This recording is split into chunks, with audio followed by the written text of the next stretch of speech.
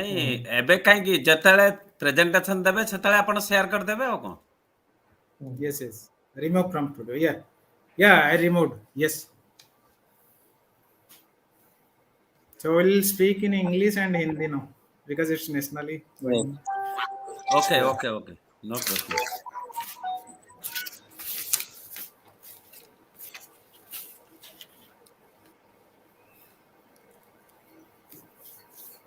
So welcome all of you. Good evening. Welcome all of you. We are here with another informative session from Jandu Group, Jandu Imami Group, and we have eminent speakers today from East India.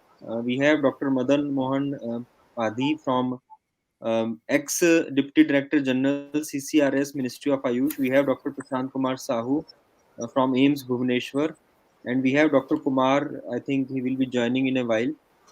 Dr. Kumar Anjaneyam. And we have Dr. Akshay Killer from Zandu Group. So I request Dr. Akshay to please proceed for this webinar today. And we are very much pleased to have all of you as a speaker. And let's officially start this webinar. I hand over the session to Dr. Akshay. Thank you.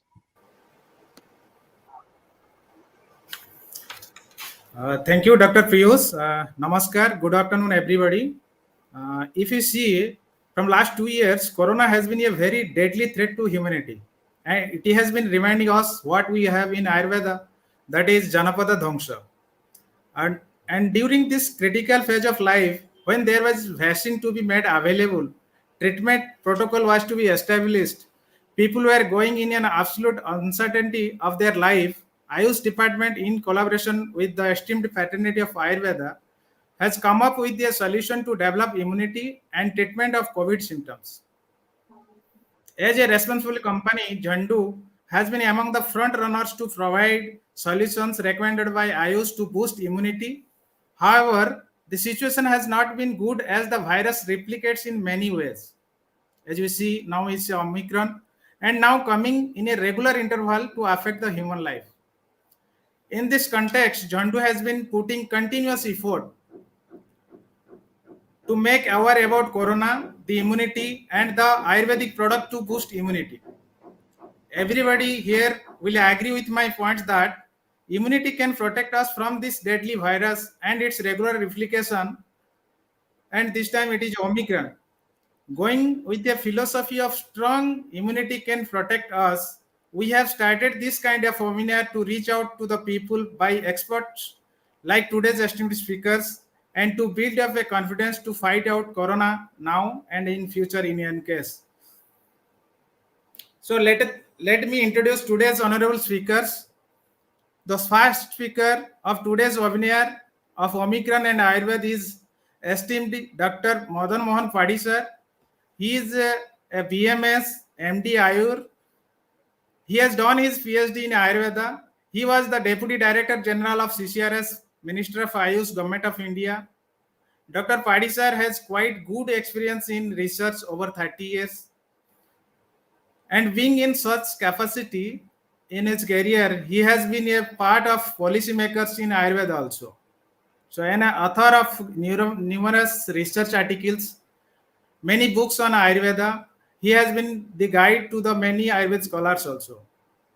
He has established himself an eminent personality in Ayurveda. Now he is enjoying his retirement life by participating as talks on television. On today's webinar on Omicron Ayurveda, his topic is current research on Ayurvedic products to boost immunity. As he is a research man, so let us listen to Dr. Madan Mohan Padhi sir. Padhi sir, please speak up your topic. Thank Padhi you, sir. Dr. Killer, and all esteemed participants in this seminar, Dr. Juneja, Dr. Prashant, Dr. Anjaneyam, and other participants who are attending this webinar. Actually, I have been given the topic to say on recent researches for boosting immunity.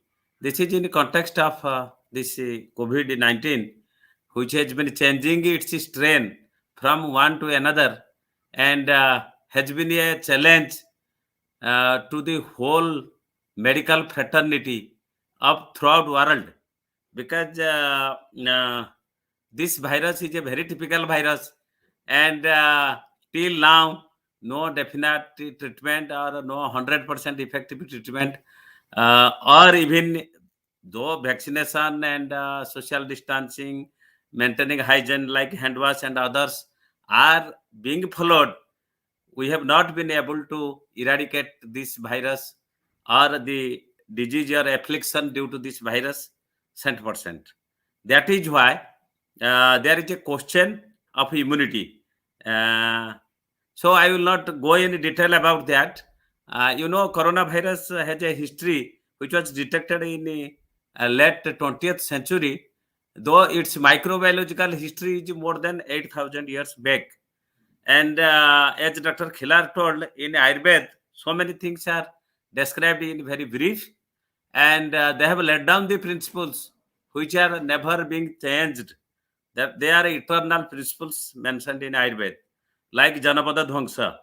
And regarding immunity, there are ample description in Ayurveda, especially in three contexts. This matter of immunity has been described. One is mainly on Oja. So Oja has been told as the Sara of all Saptadhatu, and it has been classified as Para Oja and Apara Oja, which remains in the heart and is being circulated throughout the body. तो हम इसको अगर देखेंगे modern physiology anatomy के अनुसार, तो कुछ हद तक जो थाइमस ग्लैंड है वो स्टर्नम के नीचे और हार्ट के ऊपर रहता है, और वो हमारा इम्यूनिटी में बहुत इंपॉर्टेंट पार्ट लेता है. वो जो है हमारा जो defending cells, lymphocytes, immuno system का, उसको जो है सर्कुलेट करता है थ्रू आउट बॉडी. एंड वो जो का आयुर्वेद में भी कुछ प्रमाण लिखा गया है, कहीं पर 6 बूंद, कहीं पर 8 बूंद, कहीं पर आधा अंजलि ऐसे करके लिखा गया है परओज अपरोज का, जो भी हो इन दैट कॉन्टेक्स्ट. और ओजो का भी जो डेविएशन है वो भी लिखा गया है, जैसे वो जो व्यापक, ओजो क्षय, ओजो विभ्रंश, ये भी लिखा गया है.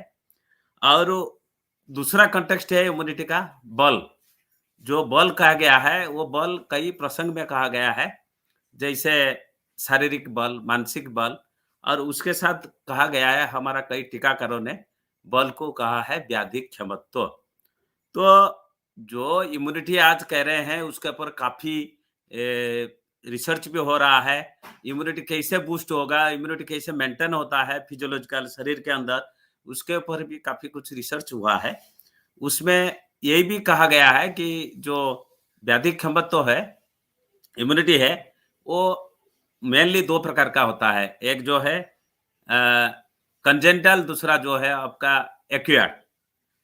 तो आयुर्वेद में भी वही है. आयुर्वेद में भी यही कहा गया है, सहज, कालज एंड युक्तिकृत. सहज मीन्स जो इनहेरिट होता है. आप देखेंगे कई कम्युनिटी में कुछ बीमारी बहुत कॉमन है, कई कम्युनिटी में कुछ बीमारी होता नहीं है, because they are immune against that disease. तो इस तरह का एनिमल्स में भी आप देखेंगे, कई एनिमल्स है जैसे हॉर्स है, और कई एनिमल है जो कि टीबी के लिए रेसिस्टेंट है, उनको टीबी होता ही नहीं है, they are immune against TB. तो इसलिए ये जो है सहज है, दूसरा है कालज. काल आयुर्वेद में कहा गया है 2 प्रकार का. एक जो है हमारा जो संवत्सर, ऋतु, ये सब के अनुसार कहा गया है. आदान काल, विसर्ग काल कहा गया है, उसके अनुसार भी डिजीज होता है. ऋतु के चेंज होने पर भी डिजीज होता है, जिसके लिए हमारा शोधन या पंचकर्म एडवाइस किया गया है. रसायन ड्रग का भी एडवाइस किया गया है. दूसरा है युक्तिकृत. युक्तिकृत means by applying some special methods, techniques और ड्रग्स. तो ये है युक्तिकृत. आजकल के जो विज्ञान है, फिजियोलॉजी है, बायोकेमिस्ट्री है, वो भी यही कहते हैं कि ये जो है कुछ एक्वायर्ड है, कुछ जो है बाय बर्न है. तो ये इम्यून सिस्टम जो है, इम्यूनिटी बूस्टिंग मेथड जो है, इम्यूनिटी मेंटेनेंस जो है शरीर में, ये बहुत कॉम्प्लेक्स चीज है. ये कोई एक आइटम नहीं है कि बॉडी का जो बीमार के लिए जो डिफेंस मैकेनिज्म है या इम्यूनिटी सिस्टम है वो कोई एक फैक्टर के ऊपर डिपेंड नहीं करता है। तो उसमें जो है जो इनेट इम्यूनिटी या नेचुरल इम्यूनिटी कहा गया है, उसमें हमारा शरीर में जो होता है ग्रेनुलोसाइट होता है, मोनोसाइट होता है, मैक्रोफेज होता है, नेचुरल किलर सेल होते हैं, मास्ट सेल होते हैं, बेसोफिल होते हैं। ये जो है यूजुअली हमारा सहज जो कंजेंटल हमारा हेरिडिटरी जो हम लिए हैं इम्यूनिटी, वो होता है इनेट इम्यूनिटी। दूसरा जो होता है जो एक्वायर्ड है, एक्वायर्ड इम्यूनिटी क्या, एक आदमी पैदा होने के बाद उसका वय के अनुसार वो बाल्य, यौवन, वृद्ध इस अवस्था को अतिक्रम करता है। और जो हमारा शरीर में जो मोस्टली जितने भाग लेते हैं हमारा उसमें इम्यून सिस्टम को मेंटेन करने के लिए, उसमें कई चीज जो है आता है। विशेष करके आता है टी एंड बी लिम्फोसाइट, जो शरीर के अंदर होता है, व्हाइट ब्लड सेल का वेराइटी है। तो उनका काम क्या है कि अगर शरीर के अंदर कोई बैक्टीरिया या वायरस घुस जाता है, कोई भी फॉरेन बॉडी या फॉरेन एलिमेंट घुस जाता है, उसका सरफेस में या जो इनसाइड जो प्रोटीन होता है, उसको वो तुरंत आइडेंटिफाई करता है। और आइडेंटिफाई करने के बाद जो है उसको बाइंड करते हैं, बाइंड करके उसको किल करते हैं, किल करने के बाद उसको एलिमिनेट करते हैं, शरीर से बाहर निकालते हैं, जो कि इस कोरोना वायरस में फेल हो रहा है। और हमारा शरीर के ये जो इम्यून सिस्टम है, ये कई तरह का चीज को जो आइडेंटिफाई करता है, उनका एक मेमोरी में रहता है। कुछ चीजें देखिए आप, जो मॉडर्न वैक्सीनेशन मेथड है, एक बार वैक्सीन लेने के बाद वो उसका टॉक्सिन देते हैं या उसका एक्सट्रैक्ट देते हैं बैक्टीरिया या वायरस का, तो उसको डोरमेट करके देते हैं या डेड करके देते हैं, तो उसको वो सेल जो है याद रखता है। एक बार कुछ डिजीज है, एक बार होगा तो जिंदगी में फिर होगा ही नहीं, क्योंकि सेल उसको याद रखता है और उसको फिर जो है दोबारा अगर वो शरीर के अंदर घुसता है उसको मार देता है। तो दूसरा जो है वो मेमोरी रख नहीं पाता है। तो अभी ये जो कोरोना है, चाहे वो ओरिजिनल वेराइटी हो, स्ट्रेन हो या डेल्टा हो या ओमिक्रॉन हो या और कई वेरिएंट भी उसका रिपोर्टेड हो रहा है, तो वो उसको आइडेंटिफाई नहीं कर पा रहा है और आइडेंटिफाई करके उसको डिफेंड नहीं कर पा रहा है। और immune system is being failure. तो इसीलिए ये 1-1.5 साल से हमारा जो है कई ड्रग आ रहा है एज इम्यूनिटी बूस्टर। दूसरा चीज ये हमको भी ध्यान रखना है कि जो हम जो कोरोना के केस में हम ट्रीटमेंट करते हैं, वो 2 प्रकार का होता है। एक जो है प्रोफाइलेक्टिक, दूसरा जो है अफेक्टेड होने के बाद मैनेजमेंट करना। प्रोफाइलेक्टिक मतलब जो प्रतिषेध है, प्रिवेंशन है, उसके लिए हम मोस्टली इम्यूनिटी बूस्टर्स ड्रग लेते हैं। और ये जो इम्यूनिटी बूस्टर्स ड्रग है, उसको हम कई तरह का क्लासिफिकेशन भी किए हुए हैं। तो इम्यूनिटी बूस्टर जो है, देखिए एक चीज है, इम्यूनिटी बूस्टर हम हमेशा नहीं बोलेंगे। हमारा कई ड्रग है जो कि इम्यूनोमोडुलेटर है। जो इम्यूनोमोडुलेटर है, इम्यूनोमोडुलेटर मीन्स अगर कभी-कभी हमारा इम्यून सिस्टम जो है हाइपर एक्टिव भी हो जाता है और कभी-कभी जो है इम्यूनो डेफिशिएंसी होता है, तो कई केस में इम्यूनिटी को स्टिमुलेट करना जरूरी है। कई केस में जो है हाइपर एक्टिव इम्यून सिस्टम को भी नॉर्मलिटी में लाना है।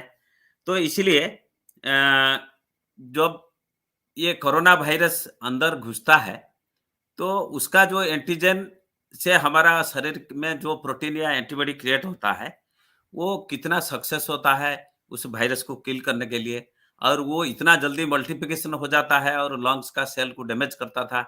और डेल्टा वेरिएंट और जो ओरिजिनल कोविड-19 का ओरिजिनल शुरुआत प्राइमरी वेरिएंट था, तो उसको वो कोई दवा इमीडिएटली रोक नहीं पाता है। तो इसलिए हमारा ये कोरोना आउटब्रेक होते ही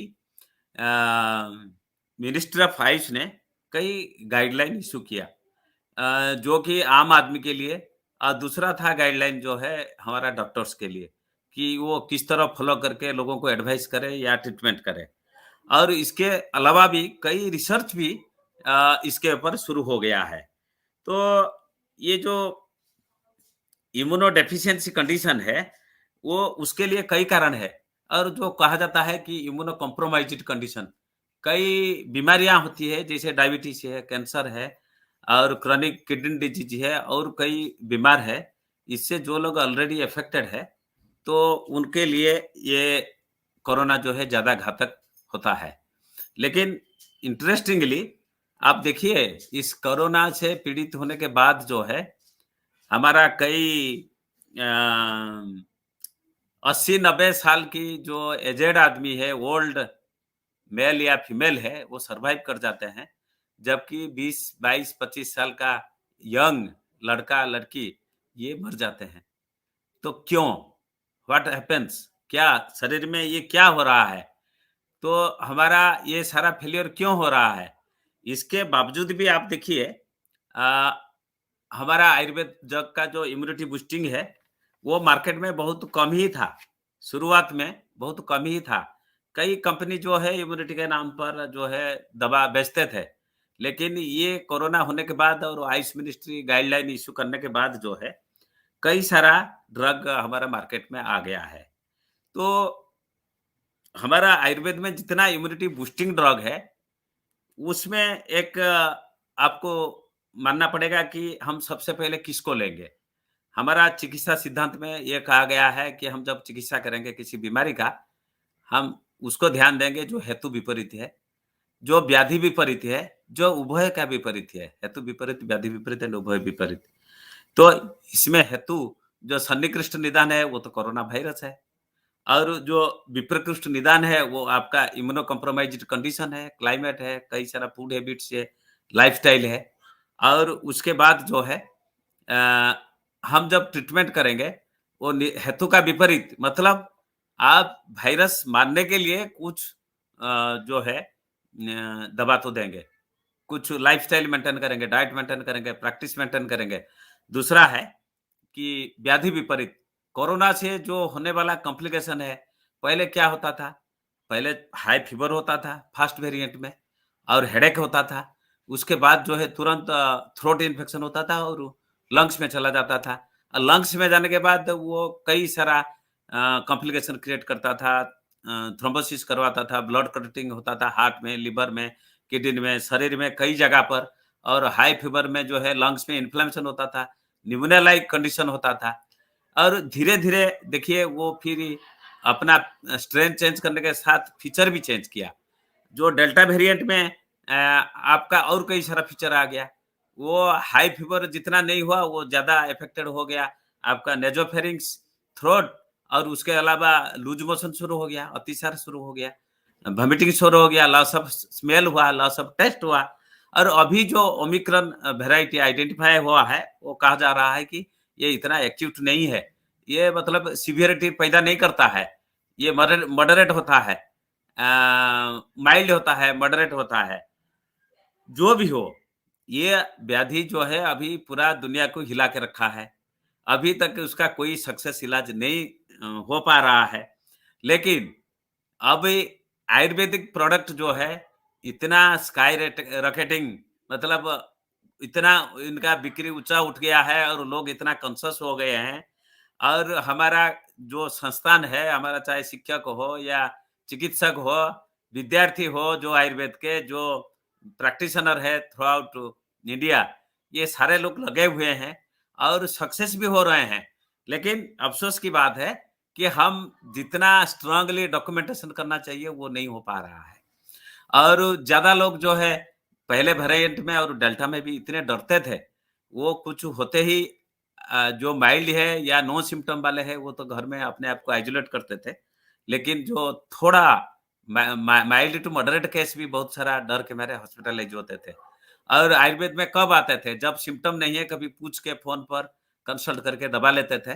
और उसमें से हमने तो देखा, हमारा जो अनुभव है, हम जितने लोगों को ये सिंगल ड्रग भी बताए हैं, गिलो ले लो, संसमन बेट लो जो झंड भी बनाता है, वो तो बाद में आपका ये इमुजान बनाया। लेकिन वो चिरायता है, सुदर्शन घनवटी है, जहाँ थोड़ा बुखार का टेंडेंसी है, वो हम देते थे। और बासाब लेह, कंठकारी, ये सब जो है देते थे। हमारा जो आयुष का काढ़ा है वो बताते थे। और हम एडवाइस जितने पेशेंट को किए हुए थे उसमें से कोई एक भी हॉस्पिटलाइज नहीं हुआ। और कुछ पेशेंट आते थे हॉस्पिटलाइजेशन के बाद, जिनको ये जो ड्राई कफ वो कंटिन्यू होके रहता था। मोस्टली यही कंप्लेंट ज़्यादा आता था, और वीकनेस ये था बहुत कॉमन। और उसके लिए हम अश्वगंधा अप्लाई करते थे। अश्वगंधा का चाहे टेबलेट हो, कैप्सूल हो, जो भी मार्केट में मिलता था। संसमनी पट्टी, गुडुचि भी फिर दिलवाते थे, क्योंकि गुडुचि तो सबसे बढ़िया जो है इम्यूनोमोडुलेटर है। तो ये देने के बाद और कोई रसायन देते थे, च्यवनप्राश भी एडवाइस करते थे, और कई सारा हमारा जो रसायन द्रव्य है। क्योंकि देखिए हमारा ये कंसेप्ट कैसा आया, एक साइड में हम एंटीवायरल ड्रग देंगे जो हेतु को विपरीत होगा, और व्याधि के विपरीत के लिए हम खांसी है तो खांसी के लिए जो हमारा व्याघ्रहरितक है, कंटकारी अवलय है, ये सब दे देते हैं। वीकनेस के लिए च्यवनप्राश देते थे, अश्वगंधा चूर्ण देते थे। और जिनको थोड़ा खांसी ज्यादा होता था उनको पिपली और गिलोय मिला के देते थे, तालिसैत चूर्ण देते थे, सीतोपलादी चूर्ण देते थे। उसमें पेशेंट को काफी आराम मिलता था। चूसने के लिए लवंगादी बटी देते थे, ये हमारा जो एलादी गुटखा देते थे, उसमें भी ड्राई कफ में बहुत सारा आराम मिलता था। और जिनको कोई एसिडिटी की शिकायत नहीं हो, उनको हम द्राक्षावलय और द्राक्षारिष्ट ये सब भी एडवाइस करते थे। और कोई एक भी पेशेंट को आयुर्वेदिक दवा लेते हुए कॉम्प्लिकेशन हुआ ही नहीं, चाहे वो पोस्ट कोविड में हो या प्री कोई प्रोफाइलैक्सिस में हो, पॉजिटिव केसेस भी। और आप लोगों को मालूम होगा, हमारा जो सीसीआरएस है, केंद्रीय आयुर्वेदिक अनुसंधान परिषद, उनके तरफ से हमारा जो निकाला गया था I-64 है, वो भी जितने पॉजिटिव केसेस में हमारा बहुत सारा सेंटर में थ्रू आउट इंडिया बांटा गया, और वो भी काफी सिग्निफिकेंटली उसका रिजल्ट आया। तो हमारा रसायन का जो डेफिनेशन में कहा गया है, जरा व्याधि विध्वंसी भेषजम तत् रसायनम। व्याधि जरा जो है, देखिए बुढ़ापा तो आएगा, पर्पस इज टू डिले। रसायन से कोई अमर नहीं बन जाता है, बट एजिंग प्रोसेस जो है, प्रीमेच्योर एजिंग प्रिवेंट हो जाता है, और एजिंग प्रोसेस डिले हो जाता है। अब व्याधि विध्वंसी मतलब जो रोगों को नष्ट करने वाला है। नष्ट करने का मतलब जो है, आप प्रोफाइलैक्सिस भी ले पाएंगे, क्योंकि रसायन का प्रयोग हमेशा कहा गया है पूर्वे वयसी मध्यवा, वो लेंगे तो आपको अच्छा इफेक्टिव होगा। तो इसीलिए हमारा जो रसायन ड्रग है, इसका इतना सारा मल्टीपल एक्टिविटी है, और वो सारा फिट बैठता है इस कोरोना के केस में। जो इम्यूनिटी बूस्टिंग के लिए, देखिए इम्यूनिटी बूस्टिंग के लिए मल्टीपल पाथवे है, जो अभी भी बहुत सारा वैज्ञानिक लोग उसको कंप्यूटर मॉडल में भी देखते हैं इम्यूनिटी बूस्टिंग कर रहा है कि नहीं। आपका इन्फ्लेमेटरी मार्कर जो है शरीर में, जैसे वो उसको मापते थे ना, हमारा कोविड केस में मापते थे, डी डिमर नापते थे, और वो सीआरपी, IL-6, ये जो इन्फ्लेमेटरी मार्कर मेजरमेंट करते थे, उसको भी हमारा रसायन जो है कम करता है। और उसको इम्यूनिटी बूस्ट करने के लिए ये सारे इन्फ्लेमेटरी मार्कर को कम करने के साथ-साथ जो हमारा इम्यून सिस्टम में पार्टिसिपेट करते हैं, वो चाहे लिम्फोसाइट हो, प्रोटीन हो, मैक्रोफेजेस है, वो थाइमस है, स्प्लीन है, बोन मैरो है, ये जितना सारा कॉम्प्लीमेंट सिस्टम है, एंटीबॉडी है, उसको ये बूस्ट करते थे। और ये ड्रग जो है इतना कारगर साबित हुआ, तो कई सारा स्टेट में जो दिया गया था सरकार की तरफ से, कहीं स्वास्थ्य विभाग की तरफ से, चाहे केरल हो, मध्य प्रदेश हो, गुजरात हो, और आप लोगों को मालूम होगा दिल्ली में 80,000 पुलिस कर्मियों के ऊपर भी उसका ट्रायल हुआ था। उनका जो ऑकरेंस ऑफ कोविड काफी कम था in comparison with control population. तो ये सारा हुआ था। तो इसीलिए हमेशा ध्यान दीजिए जहाँ पर हम इम्यूनिटी बूस्टिंग की बात करते हैं। और हमारा आयुर्वेद में तो ये पिकुलियरिटी है, कई ड्रग ऐसे है जो एंटीवायरल भी है और इम्यूनिटी बूस्ट करता है। जैसे हरिद्रा है, टर्मेरिक, जिसको दूध में मिला के खाने के लिए कई बार एडवाइस किया गया है। वो हरिद्रा एंटीवायरल भी है और इम्यूनिटी बूस्टर भी है। हमारा वो जो अदरक या सौंठ है, वो भी ऐसे ही है, एंटीबैक्टीरियल है, और हमारा इम्यूनिटी बूस्टिंग भी है। और कई सारा ड्रग हमारा चिरायता भी ऐसे ही है, ब्राह्मी भी ऐसे ही है। तो वो जैसे झांडू अपना एक अच्छा कॉम्बिनेशन है। तुलसी, तुलसी का जो है, देखिए 2006 में हमारा दिल्ली एम्स में प्रोफेसर महापात्र थे फिजियोलॉजी के, वो आयुष से एक प्रोजेक्ट लिए थे, immunomodulatory effect of tulsi ocimum sanctum. हम उस समय उनको क्वेश्चन किए थे कि आप तुलसी तो इम्यूनोमोडुलेटर नोन है, आप इसके ऊपर क्यों रिसर्च प्रोजेक्ट अप्लाई कर रहे हैं? तो उन्होंने हमसे कहा था कि आप रिव्यू कर लीजिए कि कभी एनिमल मॉडल के ऊपर हुआ है, एक्सपेरिमेंटल स्टेज में हुआ है, तुलसी का ह्यूमन ट्रायल के ऊपर कभी नहीं हुआ है। तो इसलिए वो स्कूल बच्चों के ऊपर उसको करके उसका मॉड्यूलेटरी इफेक्ट देखे थे और कई सारे इंटरनेशनल जर्नल में उसका पब्लिकेशन किए थे। तो ये इमुजान में जो तुलसी है, अश्वगंधा है, बासक है, गुडुचि है, कटकारी है, पिपली है, हरितकी है, अम्लकी है। इसमें से काफी ड्रग जो है रसायन है, नॉन रसायन है। उसका आयुर्वेद में भी रसायन के हिसाब से वर्णन है और कई सारा मॉडर्न स्टडी में भी, रिसर्च स्टडी में भी इनका देखिए रसायन कभी हमारा विद्वान लोग बैठते हैं तो हम बोलते हैं भाई व्हाट इज रसायन ड्रग, रसायन का डेफिनेशन तो बोलिए। हम तो संस्कृत में आयुर्वेद में बोल दिए जज्जराबादी विदंसी ऐसा जगह रसायनांग आयनंग रसायनम है क्या। मॉडर्न में आके कोई मॉडर्न साइंटिफिक कम्युनिटी के सामने में हम कैसे एक्सप्लेन करेंगे। तो वही था। तो उसको फिर बैठ के कई लोगों ने उसको कई चीज निकाला, कोई बोला एंटी एजिंग है, कोई बोला एंटीऑक्सीडेंट है, कोई बोला इम्यूनोमोडुलेटर है। मतलब so many factors will come with in one definition of one term रसायन। तो ये रसायन जो है ओवरऑल इम्यूनिटी को बूस्टिंग करता है। तो इसके बाद जो है देखिए वो आयुष मंत्रालय ने भी कई सारा स्टडी अभी भी कोऑर्डिनेट कर रहा है, मोर देन 100। उसमें कुछ है प्रोफाइलेक्सिस, मतलब जिनको कोविड पॉजिटिव आया है और कई सिम्टम आया नहीं है, उनको प्रिवेंशन के लिए दिया गया है। और दूसरा जो है जो माइल्ड सिम्टम वाले हैं उनको भी ओनली आयुर्वेद दिया गया है। जिनको मॉडरेट है उनको स्टैंडर्ड केयर, जो देखिए सरकार का जो गाइडलाइन इशू हो रहा है, चाहे कुछ लोग को प्रिय लगे या अप्रिय लगे, अभी तक वो स्टैंडर्ड केयर ऑफ जो मेथड है वो बार बार चेंज हो रहा है। और आयुर्वेद में कहीं कोई कुछ निकाल लेता है तो उसको दुनिया भर का चैलेंज करते हैं, वो अनसाइंटिफिक है, वो है।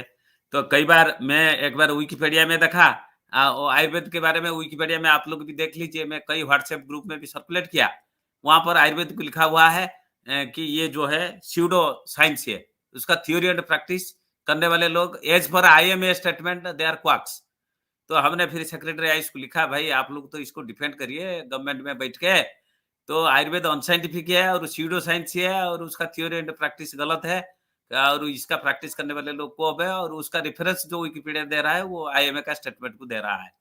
तो यहाँ अगर कभी कोई दवा कोरोना के लिए सक्सेसफुल निकलेगा तो ये हर्बल से ही निकलेगा या आयुर्वेद से ही निकलेगा। तो इसलिए जो इम्यूनिटी बूस्टिंग के ऊपर काफी कुछ रिसर्च हुआ और प्रोफाइलेक्सिस थेराप्यूटिक हुआ और कॉमन लोगों को जो गाइडलाइन दिया गया ये सबको मालूम है, मैं उसके बारे में ज्यादा बोलना नहीं चाहता हूँ। और उसमें हम जितने ड्रग और सारा बहुत सारा कंपनी अभी भी देखिए आपका मार्केट में बहुत सारा कंपनी जो है बहुत सारा प्रोडक्ट निकाल भी दिए हैं, और उसमें जो ड्रग है वो ड्रग मोस्टली वही आता है जो हमारा आयुर्वेद में डिस्क्राइब्ड है एज रसायन। उसमें से मोस्टली आता है तुलसी आता है, गिलोय आता है, अश्वगंधा आता है, नीम आता है और पिपली आता है, हरितकी आता है, आंवले आता है। और आप लोगों को और एक बात भी पता लगना चाहिए कि इंस्टीट्यूट ऑफ लाइफ साइंसेस जो DBT के अंडर है वो भी कई प्राइवेट कंपनियों के लिए कंप्यूटर मॉडल में काम करके बाद में उसको फिर एनिमल एक्सपेरिमेंट और वो स्टेज में लिया है। और लेके एक कंपोजिशन और भी है अश्वगंधा का, चिरायता का और जो सेंट्रल एशियाटिक का हमारा मंडूक फरनी का, वो भी मार्केट में काफी पॉपुलर हो रहा है, झांडू का वो इमुजान जैसा। और कई कंपनी भी इसको इतना बना लिए हैं, इसके ऊपर काफी रिसर्च भी हुआ है। और हमारा जो आयुष काढ़ा था वो इम्यूनोमोडुलेट कैसे करता है उसके ऊपर भी काफी रिसर्च हुआ है, वो कितना कौन सा पाथवे में जाके इम्यूनिटी बूस्ट करता है और इनेट इम्यूनिटी को इंक्रीज करता है और वो वायरस को किल करता है, उसके ऊपर भी काफी हुआ है। तो अभी जो टॉप मार्केट में है देखिए च्यवनप्राश का भी सेल काफी बढ़ गया है, उसके बाद हर आदमी च्यवनप्राश मांग रहा है। और डायबिटिक पेशेंट तो आजकल बहुत है, वो शुगर फ्री च्यवनप्राश भी मांग रहे हैं। वो कुछ लोग बोल रहे हैं कि नहीं ये शास्त्रीय नहीं है, शास्त्रीय हो न हो, हमारा सुश्रुत और चरक दोनों ने भी कहा है, जो गण का वर्णन है औषधियों का, द्रव्यों का, उसमें ये कहा गया है कि ये तो स्वल्पोबुद्धि वालों के लिए है, लेकिन चिकित्सक अगर चाहे किसी रोगी के लिए वो जो है इस गण से, इसी वर्ग से कोई द्रव निकाल सकता है और कोई नया द्रव डाल सकता है। तो इसीलिए हम जो है समयोपयोगी होना चाहिए। तो शुगर फ्री च्यवनप्राश को लेके जो लोगों के मन में शंका है या आर्गुमेंट करते हैं, हम शुद्ध आयुर्वेद है या आयुर्वेद ध्वस्त हो रहा है, इस तरह का मेंटालिटी भी नहीं रखना चाहिए। तो और आप लोगों को एक बात भी मालूम होना चाहिए, देखिए हमारा पहले इंजेक्शन आता था आयुर्वेद में। कई कंपनी जो है, वो इंजेक्शन बनाते थे, बाद में वो बंद हो गया। बंद क्यों हुआ? कई कोर्ट केस हुआ और सर्वोच्च न्यायालय में ये मामला गया और सुप्रीम कोर्ट डिसीजन के बाद जो है आयुर्वेद में इंजेक्शन नहीं है, तो इसलिए इंजेक्शन को बंद किया गया। कोई कंपनी तब से नहीं बना पा रहा है। और ये भी कई निर्णय है सर्वोच्च न्यायालय का कि आप एलोपैथिक और आयुर्वेद की मिला के दवा नहीं बना सकते हैं। ये अभी भी जो लाइसेंस लेके आयुर्वेद में कर रहे हैं, वो ठीक है। लेकिन कुछ साल पहले आपका जो है एफएसएसएआई, जो food safety security authority of India है, उन्होंने आयुष मंत्रालय को एक लिस्ट मांगा कि आप कुछ प्लांट का लिस्ट दीजिए जो कि हम फूड सप्लीमेंट में इसको लाइसेंस में परमिट करेंगे। तो इसके ऊपर काफी नोकझोंक हुआ। कई हमारा जो फार्मेसी मैन्युफैक्चरर्स है, वो अपोज किए, बोले फिर हमारा तो कोई सत्ता नहीं रहेगा और ये फूड सप्लीमेंट के हिसाब से जाएगा, उसको तो OTC over the counter product में लोग खरीदी करेंगे और उसको कोई भी लिख पाएगा, एलोपैथिक डॉक्टर भी लिख पाएंगे, सारा वो आयुर्वेद लिखेंगे, जबकि आयुर्वेदिक डॉक्टर अलाउ नहीं होगा एलोपैथी लिखने के लिए। लेकिन कुछ भी हो, लास्टली ये लिस्ट वाज फाइनलाइज्ड एंड अभी मार्केट में एफएसएसआई का लाइसेंस लेकर के थाउजेंड्स ऑफ मैन्युफैक्चरर्स आ गए हैं जो कि आयुर्वेद और एलोपैथी को मिला के देते हैं। तो उसमें से कई है, जैसे हर्बा भिल्ला है, इम्यूनिटी बूस्टर है। हमारा वो टॉप जो मार्केटिंग अभी 10 ड्रग है जो टॉप 10 है, top 10 selling immunity booster drugs from herbal resources, उसमें च्यवनप्राश है, संसमनी बट्टी है, हर्बा बिल्ला है, डाबर का गिलोय है और ये नेचर जेड डबल स्ट्रेंथ, ये भी एक प्रोडक्ट है। फास्ट एंड अपचार्ज प्लस भी है, कार्बाबिट फट है, हेल्थ कट इम्यूनिटी है, बोल्ड फिट विटामिन सी है। और ये सब जो इमुजान या वीवाई हुई जो अट्रीमेड फार्मेसी का है और कई फार्मेसी का है, एपेक्स फार्मेसी का भी आयुर्वेदिक एक इम्यूनिटी करके है, ये सब जो है उसके नीचे आ गए। तो इसमें ये लोग क्या करते हैं, जो एडवर्टाइजमेंट करते हैं, कुछ लोग लिखते हैं आंवला विथ जिंक विटामिन डी, आंवला एक्सट्रैक्ट गिलोय। मतलब ये कहाँ आ गया? आपको जब दवा बनाने के लिए एलोपैथिक आयुर्वेद मिक्स नहीं कर सकते हैं, तो फूड सप्लीमेंट में कैसे आप मिक्स करते हैं? लेकिन हमारा देश का कानून नियम कुछ ऐसा ही है जिसको हम कोई चैलेंज बहुत नहीं कर सकते हैं, लेकिन ये चल रहा है। अभी कई प्रोडक्ट ऐसे मार्केट में है एफएसएसआई के लाइसेंस के अनुसार, वो उसको एलोपैथिक डॉक्टर ज्यादा लिख रहे हैं और बेस कीमती भी है। पर टेबलेट वो 20 रुपया, 30 रुपया, 40 रुपया है। उसमें आपको मिलेगा टर्मिनल या अर्जुन मिलेगा और कुछ मिलेगा हार्ट के लिए। वो आपको डाइसरीन मिलेगा, सल्लग मिलेगा ऑस्टियोआर्थराइटिस के लिए। तो इसीलिए वो अभी अलाउड है। और फिर भी ये जितने इम्यूनिटी बूस्टिंग ड्रग्स है, ये 10 टॉप सेलिंग है। और उसके बाद हमारा आयुष मंत्रालय ने अभी 150 अराउंड स्टडी को कोऑर्डिनेट कर रहा है।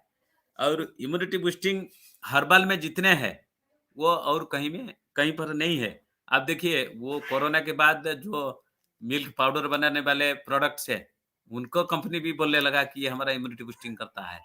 जो कभी वो हेल्थ ड्रिंक या हेल्थ सप्लीमेंट में एलोपैथी में भी बेचा जाता था, उसमें भी वही कहा जा रहा है कि ये भी इम्यूनिटी बूस्टिंग है। एडवर्टाइजमेंट में काफी सारा आ रहा है, लेकिन फिर भी इसके बावजूद भी आज हमारा जो ड्रग्स है, रिसर्च इंस्टीट्यूट है, हमारा मंत्रालय है, उन्होंने काफी कुछ किया है और एक हेल्पलाइन भी किया है आयुष के ऊपर सलाह देने के लिए, जो जिसका नंबर है 1443।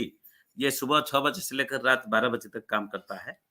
और एक क्लिनिकल केस रिपोजिटरी भी बना हुआ है कि कोरोना में चाहे इम्यूनिटी बूस्टिंग ड्रग हो या जो भी इफेक्टिव है कोरोना मैनेजमेंट में, उसको जो है एक रखा गया है रिपोजिटरी में। दूसरा है आयुष संजीवनी ऐप जो किया गया है, मोबाइल ऐप है, उसमें भी 1 करोड़ से ज्यादा लोग जो है अपना डाटा दिए हैं, चाहे वो डॉक्टर हो या आम आदमी हो, वो दिए हैं। और इंटर डिसिप्लिनरी रिसर्च के लिए भी वो एम्स के साथ, आईसीएमआर के साथ, डीबीटी के साथ, सीएसआईआर के साथ काफी कुछ कॉम्बिनेशन के ऊपर स्टडी भी हुआ है, हो भी रहा है। और उसमें मेन है अश्वगंधा है, यष्टि मधु है, गुड़ुचि एंड पिपली है, और सीसीआरएस के द्वारा निकाला हुआ जो है I-64 है। तो अभी भी 44 ट्रायल चल रहा है, जिसको हमारा आयुर्वेदिक अनुसंधान परिषद कोऑर्डिनेट कर रहा है।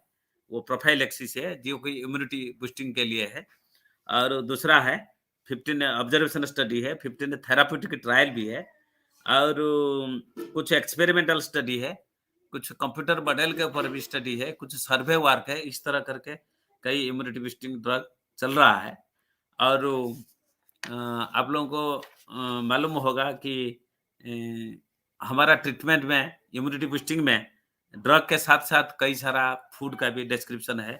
हमारा जैसे कहा गया है जो सीजनल वेरिएंट है, आप देखिए ये जो वेरियस डॉक्टर खिलान ने ऑलरेडी बताया जनपद ध्वंस, आप उसमें देखिए, उसमें भेल संहिता में जो पार्शियली अवेलेबल है, हरित संहिता जो पार्शियली अवेलेबल है, उसमें भी आप सिमिलर चैप्टर आपको मिलेगा।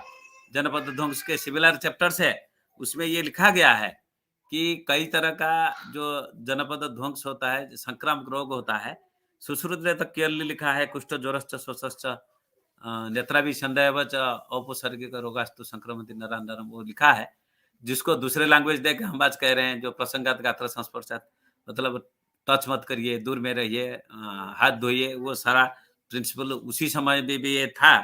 और उस समय भी देखिए उसमें लिखा गया है, भेल और हरित में भी देख लीजिए, उसमें लिखा हुआ है कि एक प्रकार का बुखार, मतलब फीवर डोमिनेंट डिजीज जो है वो एफेक्ट्स ह्यूमन, मैंने मतलब मनुष्य को, पशुओं को, पक्षियों को जो है पीड़ित करता है, और वो देश से देश व्याप्त हो जाता है, spreads from country to country, and ये मारक होता है, मतलब ये फेटल होता है, उसका मोबिलिटी हाई है। ये उस समय भी लिखा गया है, उस समय चाहे कोरोना हो या कोई भी वायरल डिजीज हो, जितना भी अभी आइडेंटिफाई हो रहा है due to modern technology, but similar disease जो है उस समय भी था।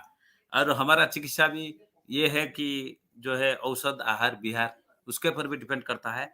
हम अगर इम्यूनिटी को इंटैक्ट रखना है, हमने देखा हमारा कई आधुनिक चिकित्सकों के साथ मतभेद हुआ। वो कोरोना में जो diet chart corporate hospital release करते थे, उसमें वो दही खाने के लिए लिखते थे, और लिखते थे प्रोबायोटिक है, और ये आपका गट बैक्टीरिया को हेल्दी रखेगा, एलिमेंटरी सिस्टम को ठीक रखेगा।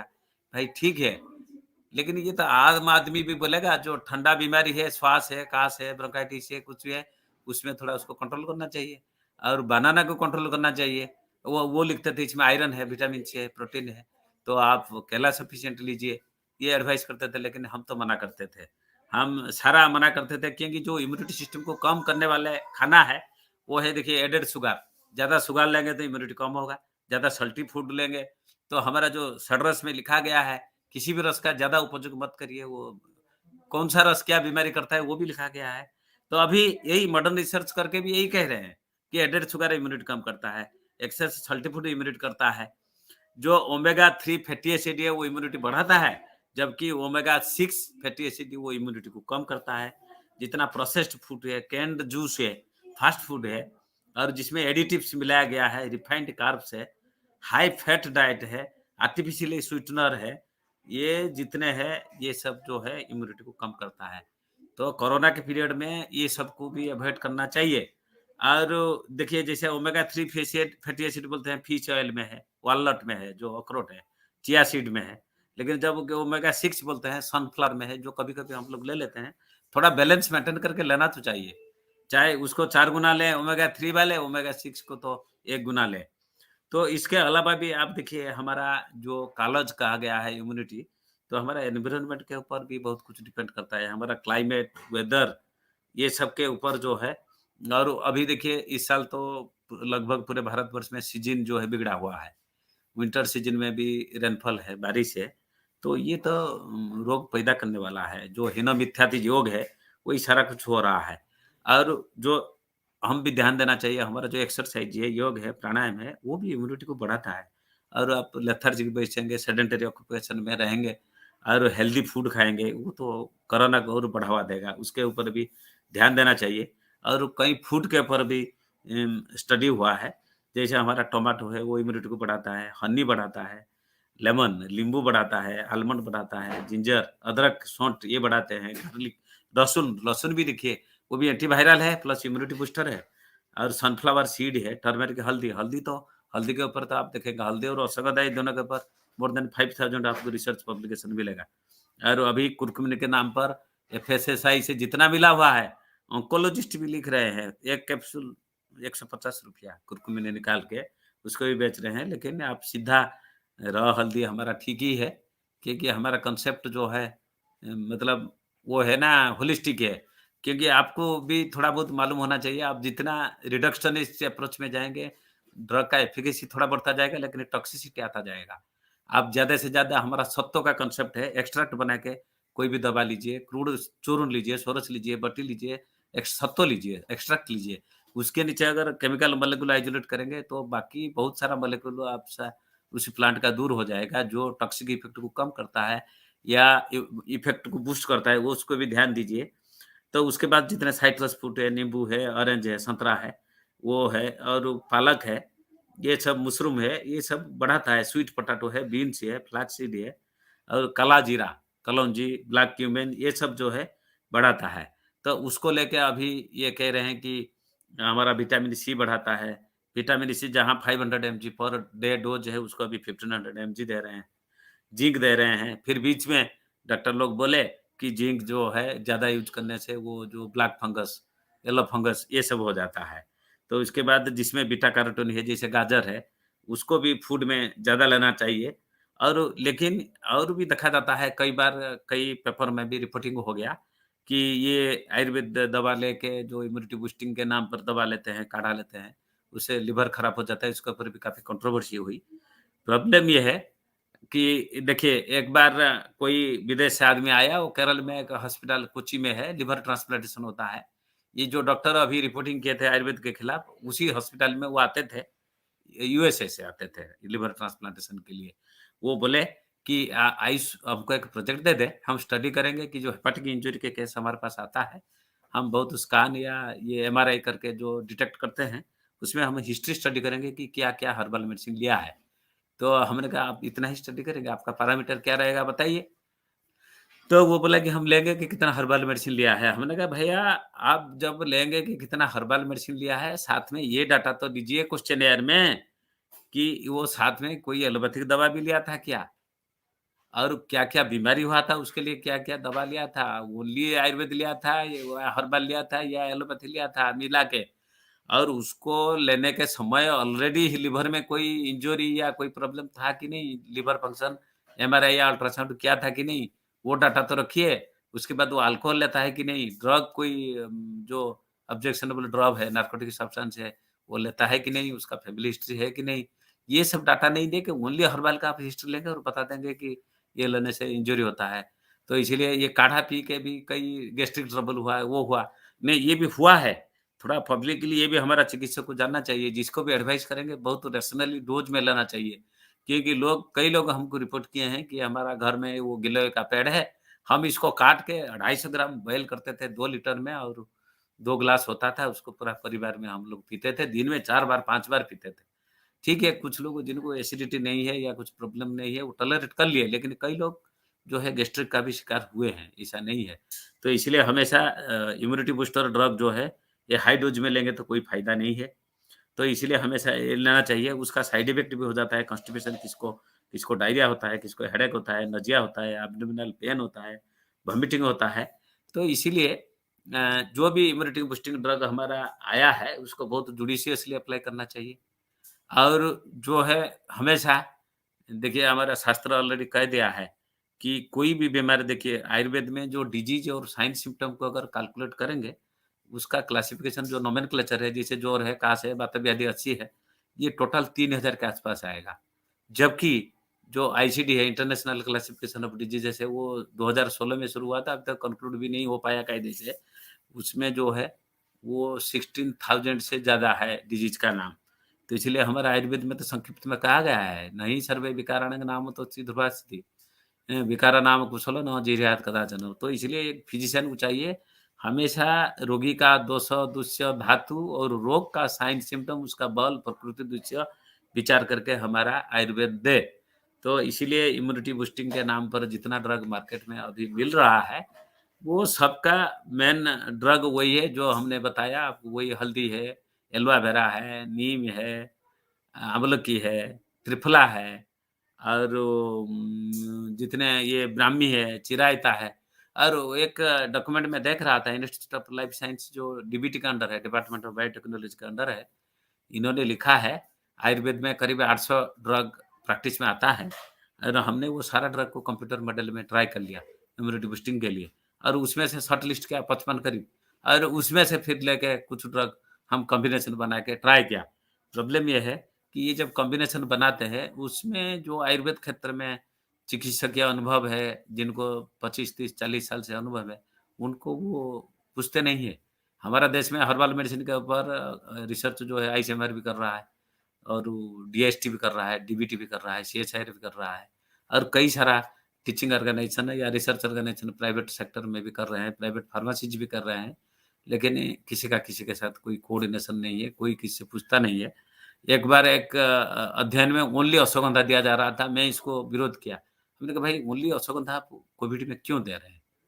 ओनली अश्वगंधा ठीक है, अश्वगंधा रसायन है, इम्यूनिटी बढ़ाएगा, नो डाउट, बट साथ में आप ये तो दीजिए, ये रेस्पिरेटरी सिस्टम को अटैक करता है, उसके लिए कोई तो दवाई इसमें मिलाइए। एक बार आप वो साथ में मिला के दीजिए या अलग-अलग दीजिए। अगर अश्वगंधा एक बार देते हैं तो दूसरी बार आप सुदर्शन घनवटी दीजिए, नहीं तो पिप्पली दीजिए, नहीं तो चिरायता दीजिए। कहीं न कहीं वो रेस्पिरेटरी एक्ट या एंटीवायरल इफेक्ट तो होना चाहिए।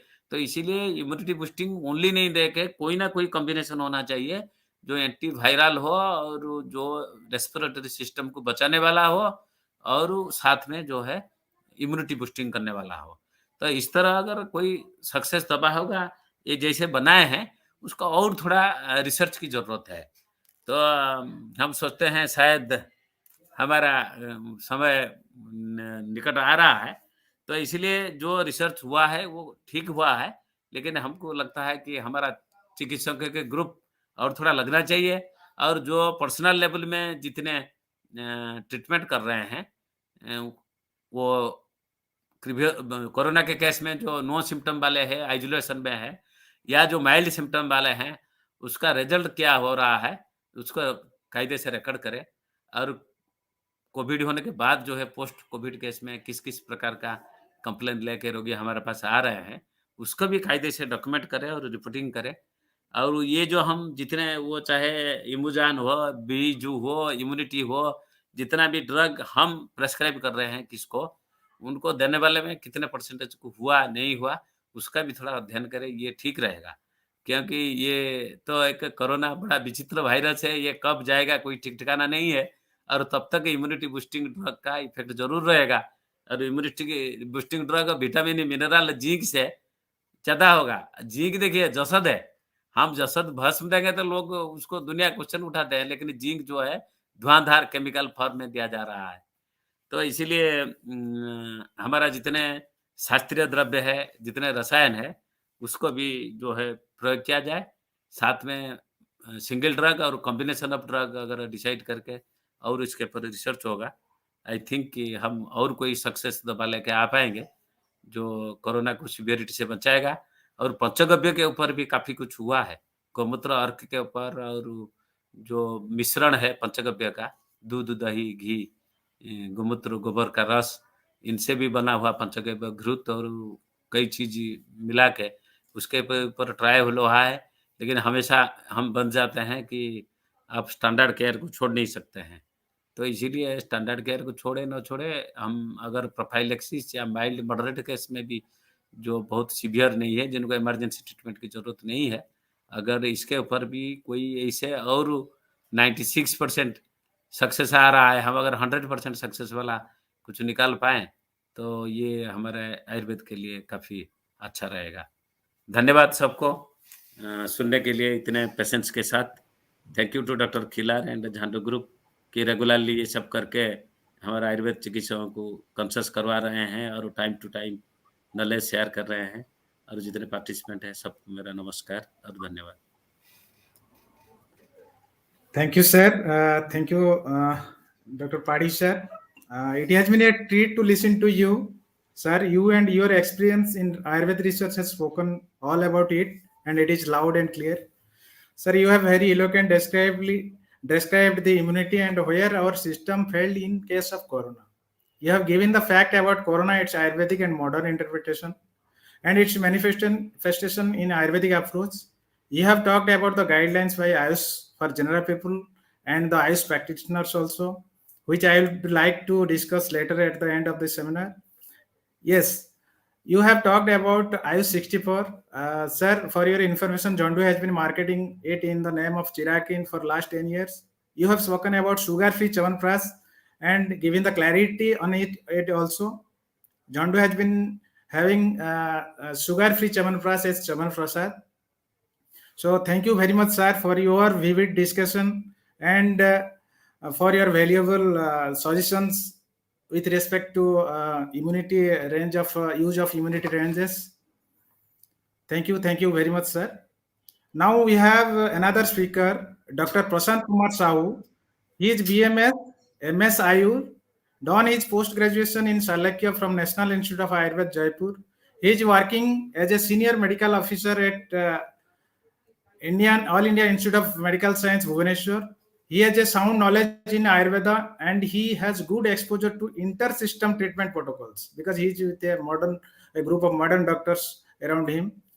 And he has published numerous articles, a regular reviewer in PubMed. He will speak on us on role of Vyadhi in respiratory illness. Generally, now it has been seen in case of Omicron. Now, Dr. Prashant Kumar Sahu. Dr. Sahu. Thank you, Dr. Khelar. Am I audible? Yes, audible. I am sharing your slide. Okay.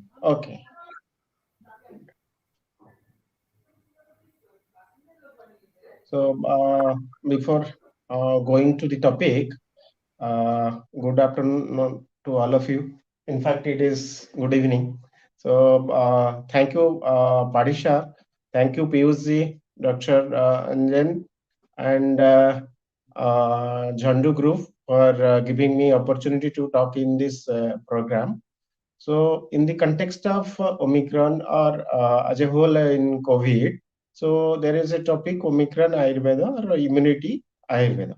So today we discuss about immunity, how it has brought us so important topic. Even though immunity research on immunity was done earlier, but during COVID time there is a term came. Immunity is more popular all of a sudden because of this emergence of virus and pandemic. So why we are talking about immunity now? So as there are two reasons. One thing, first thing is that we don't have any gold standard drug for this virus. Second thing, because somehow we want to protect when we know that there is no such medicines, we want to make our body bulletproof, like foolproof system. So there is no such bulletproof system. Actually, it varies from person to person. Like it has been said in our context, Purusham Viksham. And when it comes to immunity, everybody asking, all of a sudden they came into Ayurveda. So what is in your Ayurveda about immunity? So if you ask anyone, any student, any faculty, all of a sudden they say this is Vedic Hamatva. But I would say this is a very micro statement. Somewhere it is written in Charak Sutra 28. So I don't think it is a very small thing. It is a very broad aspect. It has covered. And our Sahinta, particularly Charak Sahinta, if you say from the first chapter, meticulously it has been planned for prevention of the disease. So as you know, okay, prevention is better than cure. Ayurveda chalre swastha se swasthya rakshanam atura se vikra prashanam. First comes. So when we make our body so strong, making iron body or something, so that we cannot be affected with anything, not by seasonal variations and all. So we have certain things that can make our body so strong, so that it will not affect. So that we are going to discuss the basics of immune mechanism. Then what Ayurveda says about immunity. Why I say mechanism? Because it is a dynamic. If you see immune system, it is some static thing. We cannot confine into few things. As Padishar said, modern goes in a reductionist approach, and Ayurveda go in a holistic approach. That's true, 100% true, because uh, immune system is a mechanism. It changes according to the virus status or bacteria, or according to the pathogen organism. So I must say that is an immune mechanism. Then we'll see what are the factors or what are the components of immunity and how it is affected. In modern as well as in Ayurveda, there are certain preventive measures has been said, but unfortunately we don't give much importance to that things like Udavarta. Udavarta is one of the major. I'll later slides in Ayurveda section. I'll correlate how it is going to change the total immune homeostasis in a body. So that has to be given. And next part is we can discuss the mind, body, soul. That is samadosha, samagnischa, samadhatu, malakriya, prasana, atmaindriya, manaha, swastha iti avidyat. That means psychoneuroimmunological or psychoneuroendocrinological. That recent, I mean, it has been done for last 30, 40 years in modern science, but Ayurveda said so early about this one. How brain, our behavior changes our immunity. So, and probiotics, prebiotics, immunity, whether it has any role or not, that also we'll discuss. Then respiratory illness and immunity. We'll come to the context of respiratory illness and overall as Omicron and COVID. Then clinical perspectives of immunology in Ayurveda practice. How we can day-to-day life, how we can do, not only in COVID, but other cases also, how we can apply our methodologies or rules and regulations what has been mentioned in Ayurveda. So that can be applied in clinical practice and future perspective in clinical management. Which are the things we can do in our future research or something like that. So next slide, please. Next slide. Akshay, next slide. Are you hearing? Okay. So what is Vyadhikyamatva? So in Vyadhikyamatva, whether it is right to say it is immunity or not, that's again question.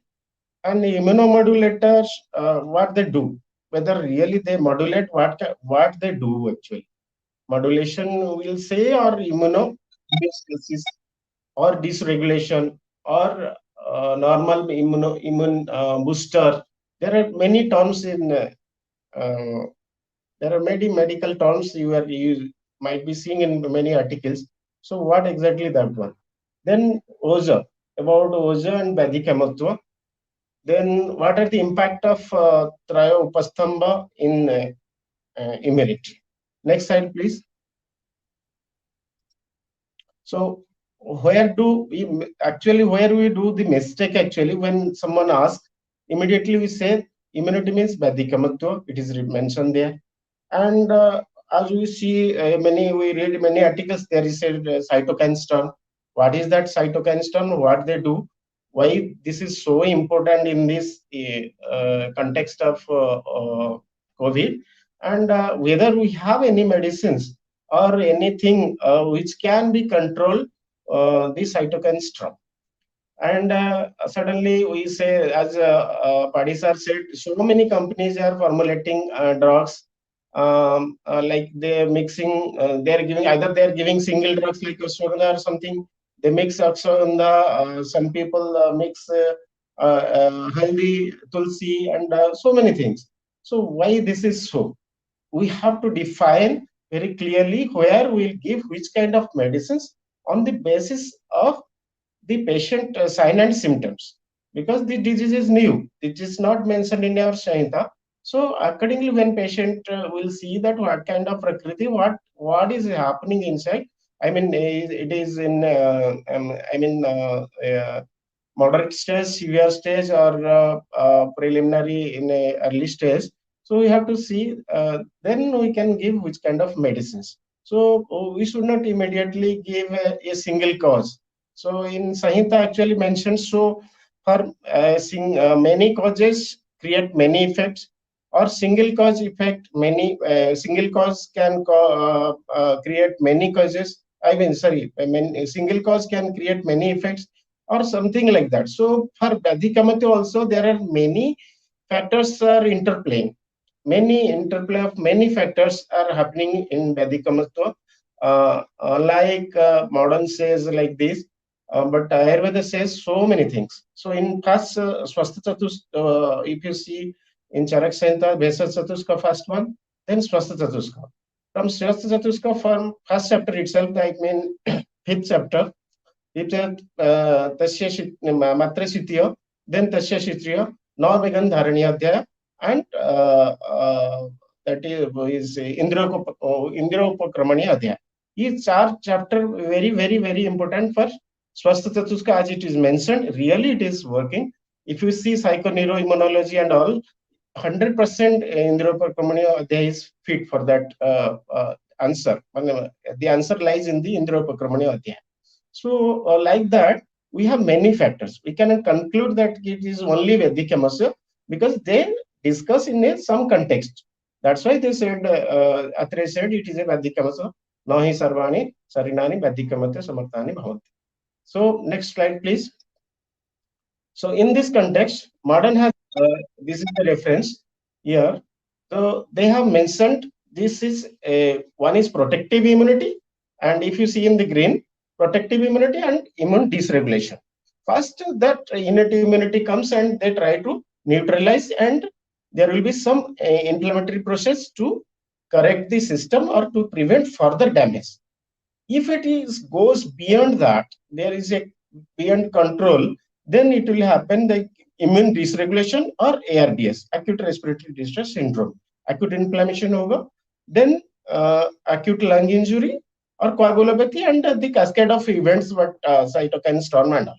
So the both things can happen, either protective mechanism or there is a immune dysregulation and damage.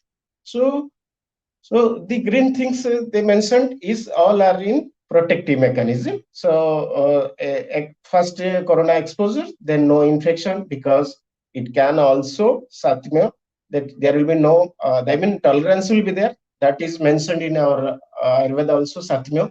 Somewhere you can, they can tolerate. And next, if it infection happen, then there is barriers also. We'll discuss later on how it works. So the next slide, please. So here it is mentioned, the early stage and severe stage. First, early stage, there will be inflammatory immune response will be there. That macrophages and neutrophils, they will come. Eosinophils, basophils, all the innate immunity, they will fast defense mechanism. Along with that, you will have some, I mean, there will be killer cell, natural killer cells are there also. So in this part, early stage, there will be minimum damage, or the body host will try to neutralize the pathogen through the inflammatory process, that is a protecting mechanism. In severe stage, there will be very damage, like you can say tissue damage will be there. There will be in lungs, there will be consultation and all the other things happen. So here we don't know. In initial stage, we can say there is a Vata kapha dominant, we can say. And in Dhatupaka stage, we can say Vata Pitta in severe stage. That we need to find out, or we can do work more on this, how we can correlate the initial and latter stage of immune mechanism. So these are the things we can further we can discuss, or further we can do research to find out these things without giving a proper, without going details. We cannot say that this is the medicine is immunomodulator. Well, there are many things also happening. Autoimmune disorders are there, hypersensitivity is there. So every phase we cannot give the same medicines. So we need to differentiate where which medicines we can give, so that there will be a protective mechanism for the patient, and we can get desired result in case of anything happen to the patient. So next slide, please. So this is the overview.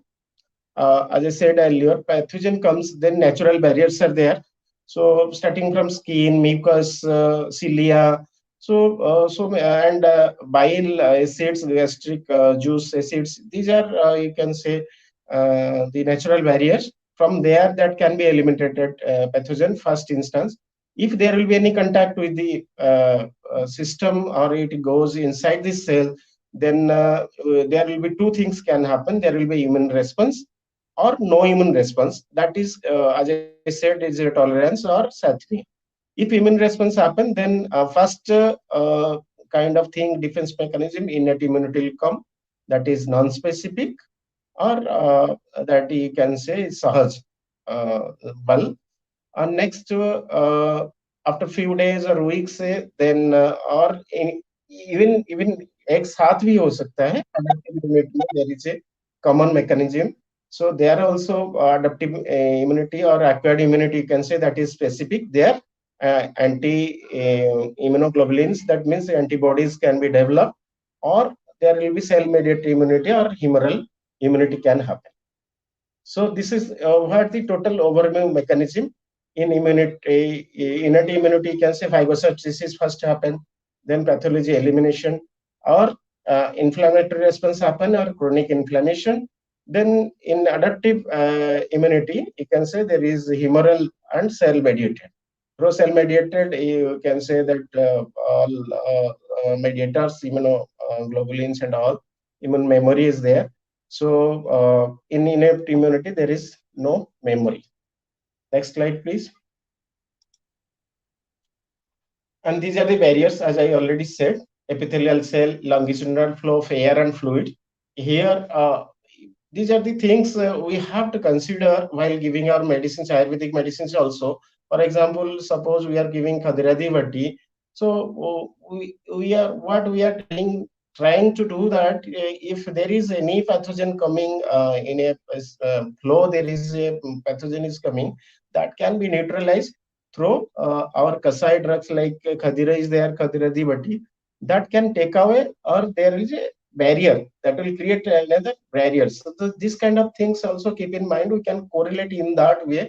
Our medicines are all working as physical barrier also. From the mouth itself, they are trying, mouth or nose, something while giving in Untitled Chapter also.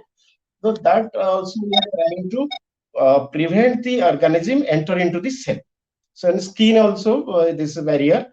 So we can prevent ourselves. So from pathogen itself, from there itself, it is gone.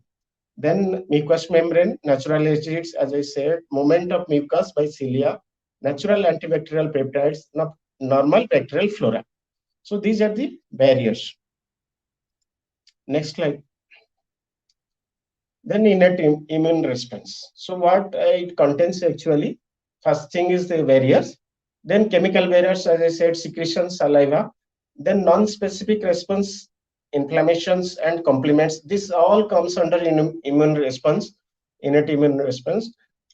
Then in complements, you can say membrane attack complex, MHC जो है, membrane major histocompatibility complex, cell lysis, agglutination. These are the things what is happening in innate first line of defense mechanism.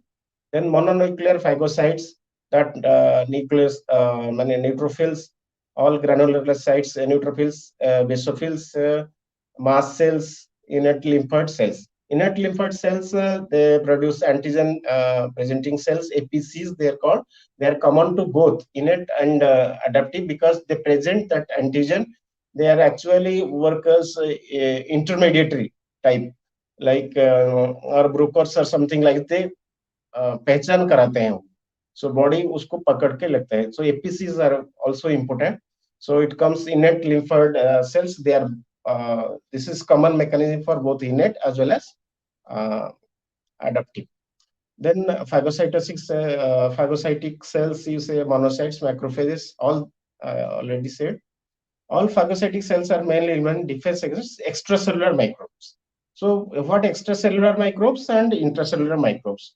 Those microbes who replicate outside the cell are called extracellular microbes. You can say that parasites or bacteria and all. Intracellular, those replicate inside the cell like viruses and all. So they are very dangerous actually. So their adaptive immune mechanism works well for defense. Even though both work when any pathogen enters, they don't see whether it is this one, that's one. Both work in a cohesive manner, but adaptive immunity has a greater role in intracellular microbes. Then innate lymphoid cells, as I said, natural killer cells, and they are mainly defense against intracellular. That innate and APC is also included in innate lymphoid cells. They are mostly have effect on intracellular microbes, virus infected cells.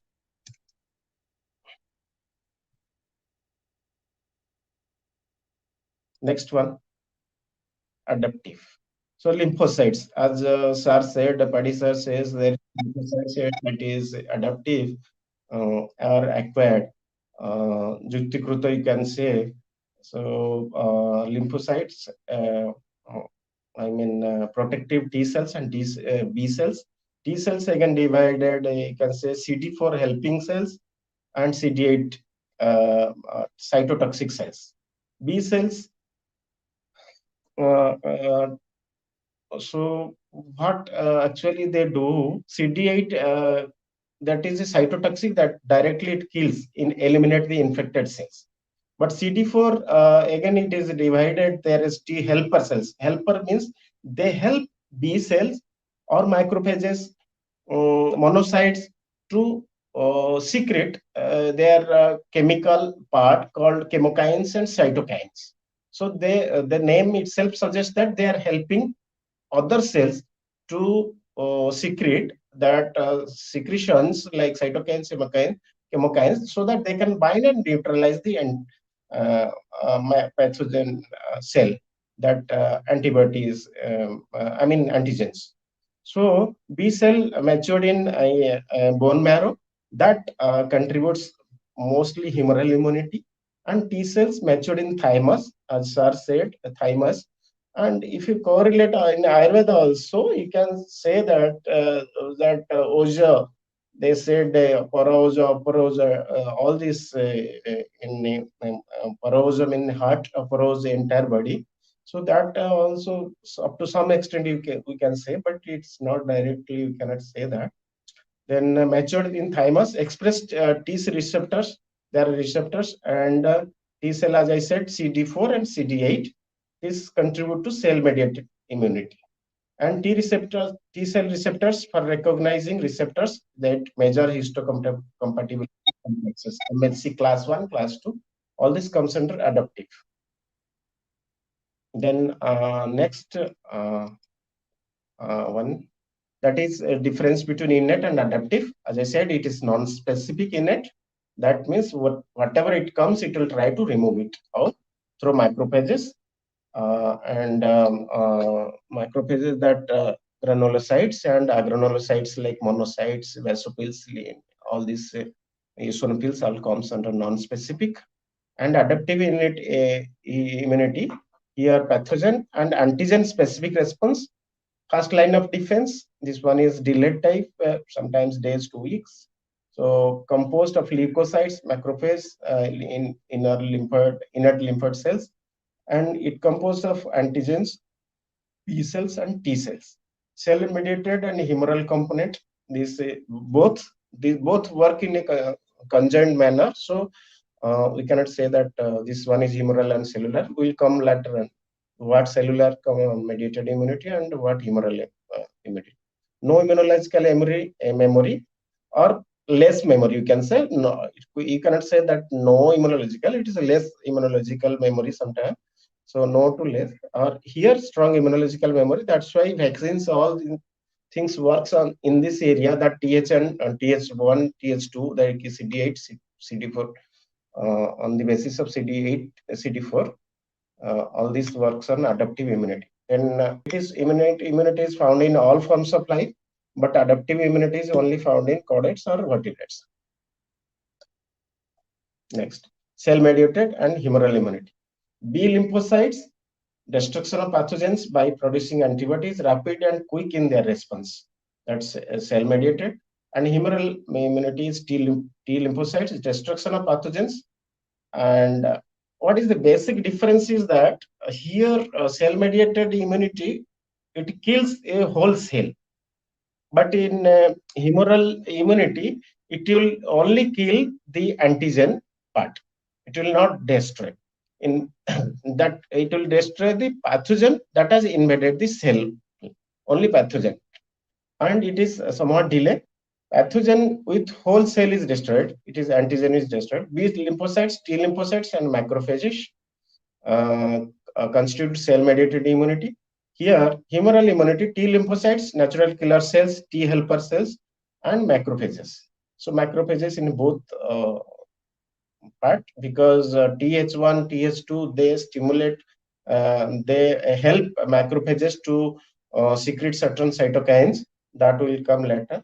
Then cell-mediated immunity, it secretes antibodies, and humoral immunity secretes cytokines and chemokines, recognizing antigen-producing antibodies against it against extracellular pathogens. Cell-mediated is basically for extracellular pathogens, and humoral immunity is for intracellular pathogens.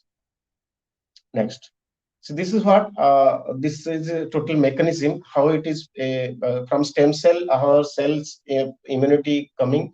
So here adaptive immunity, if you see lymphoid progenitor and myeloid progenitor innate immunity.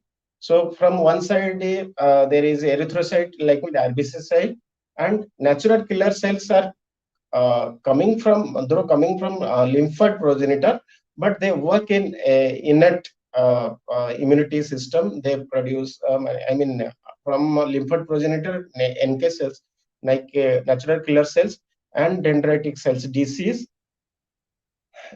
From adaptive immunity, if you see, there is a B cell and T cell. From T cell there is a T memory cell and T helper cell and CD8 killer T cell, CD4 CD. From B cell there is again B memory cell is there, and plasma cells will be there, those who produce immunoglobulins. So in innate immunity, if you see the granulocyte macrophages, eosinophil, basophil, neutrophil, and monocytes, and macrophages also. So this is whole mechanism how they come in between. And here there is a missing, that is dendritic APC cells, lymphoid from innate lymphoid progenitor cells. There is APCs are there. They work for both innate and adaptive immunity, because they have to present the antigen pathogen to the plasma cells and other cells. Next slide. Then stimulation. This is how antigen presenting cells, as I said, APC, antigen presenting cells activate helper T cells. And helper T cells, they are creating cytotoxic T cell and memory T cell, and pathogen is killed. And here in B cell, a memory B cell is created, and plasma cells, they identify the antigens and create antibodies like all the immunoglobulins. That is the how there is a stimulation of immune system. Then cytokine, as I said, CD4. CD4 is again divided into two types: T helper 1, T helper 2. This is the most important thing in vaccine, as well as during this total corona period, this pro-inflammatory and anti-inflammatory, there is always a fight between these two. So everything, the injury and long injury or inflammation or severe acute ARDS and all depends on the TH1 and TH2. They all peptide glycoprotein molecules, that cytokines. Cyto means cell, kine means movement. Kine means movement. They are circulatory cells secreted from our T cell, CD helper cell. And CD8 is directly killing, but CD4 is not killing. It is creating some secretions that can eradicate the pathogen in a different there is a very complex procedure. So there it works. Actually, our medicines are working very well, but we need to do in a specific research, high-end research to define, to create generation, evidence creation. For evidence creation, we have to work more in deep studies of which medicine is working. Though we know that these medicines are working, like in what with cough, and we are saying that prakriti-wise or symptom-wise the medicines are working, but we need to define all these things through intense, through deep research. So TH1 is generate immune response against intracellular parasites, including bacteria and viruses. TH2 is more parasites, including helminthisis. And TH1 release pro-inflammatory cytokines like interferon gamma, interleukin, and tumor necrosis factor TNF beta. Then TH2 releases anti-inflammatory cytokines that will prevent from further severe inflammation. So and produce IL4, IL5, IL6, IL9, IL10, and IL13. So TH1 evokes cell-mediated immunity and phagocytes-dependent inflammation. TH2 evokes strong antibody response but inhibits several phagocytic-independent inflammations. TH1 is involved in organ-specific autoimmune disorders. TH2 is allergen-specific, like atopic disorders. So again, it is TH1 is against intracellular pathogens, and TH2 is extracellular parasites, that is through humoral immunity. And the same interferon gamma, TN alpha. Sorry, this TNF alpha only, it is beta written in above. TN alpha, IL2, TN beta, TNF beta, and IL4, IL5, IL6, IL30. So main effectors are macrophages, cytotoxic T cells, B cells. That means TH1 helps macrophages, cytotoxic T cells, and B cells to produce cytokines. And main effectors are B cells. TH2 stimulates B cells to produce immunoglobulins and cytokines. Next slide. So now coming to Ayurvedic part, we can say that again, Nacha Sharvani Sarirani Bhatikamate Samathani Bhavanti. That means Purusham Viksham, because so many people have got affected, like last COVID, all we have seen. Some people are affected, some people are moderately affected. That means there is no symptom. Some people are not affected at all, or little they have affected. There is some symptoms like initial phase. And some people went into fatal stage also. So how this happened? Because of their different body constituents and their different habits and lifestyle habits and all that also continue our immune system. So like Sarirani, it is clearly mentioned that Ati Sthulani, Ati Krishani, Anivista Mansa Sonita Ani.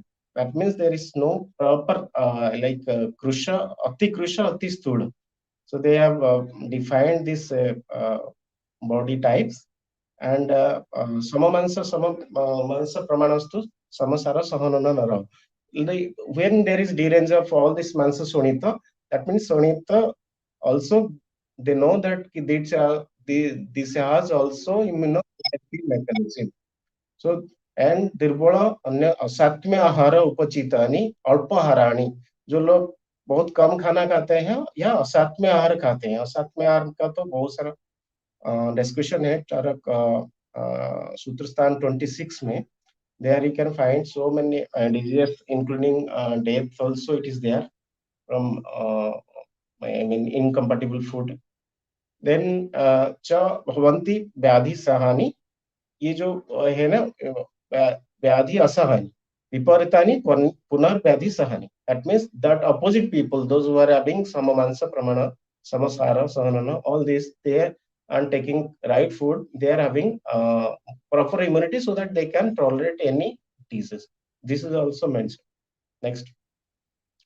Then Bala, as said, Sahaj Kala Juktarkrut, Trivida Bala. Then Triyasani Adhyaya also, it is one of the most important chapter, which directly, indirectly related to immunity. If you go directly, the entire thing is described that Triyasani Adhyaya. That also helps. All chapters, meticulously in Sutrastan up to 30th chapter, all are planned for Swastha se Swasthya Rakshana. They have mentioned everything from Vesa Chatusha also. They have mentioned all the semani. Here, Baistapak drug, Jivani drug, they have given medicines there also. So, entire 30 chapters from Sutrastan is for preventing disease. So, Sahaj Vyadhi, you can say that correlate with, if you want to correlate, you can correlate with innate immunity or non-specific. Kala Krutam Rutu Vibhagajam Bhaya Krutam Cha. That is when this is Kala hota hai, according to the seasonal or boy, I mean age के हिसाब से भी होता है. According to the age, immunity also there is a differ from person to person, and with the influence of season also.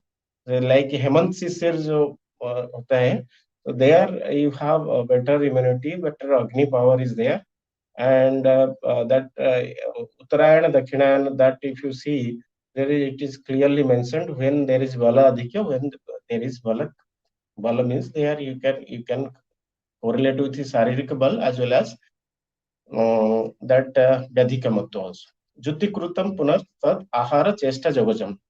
All chestas comes under all this behavior, brahmacharya, everything, dinacharya, everything comes. Ahar, diet.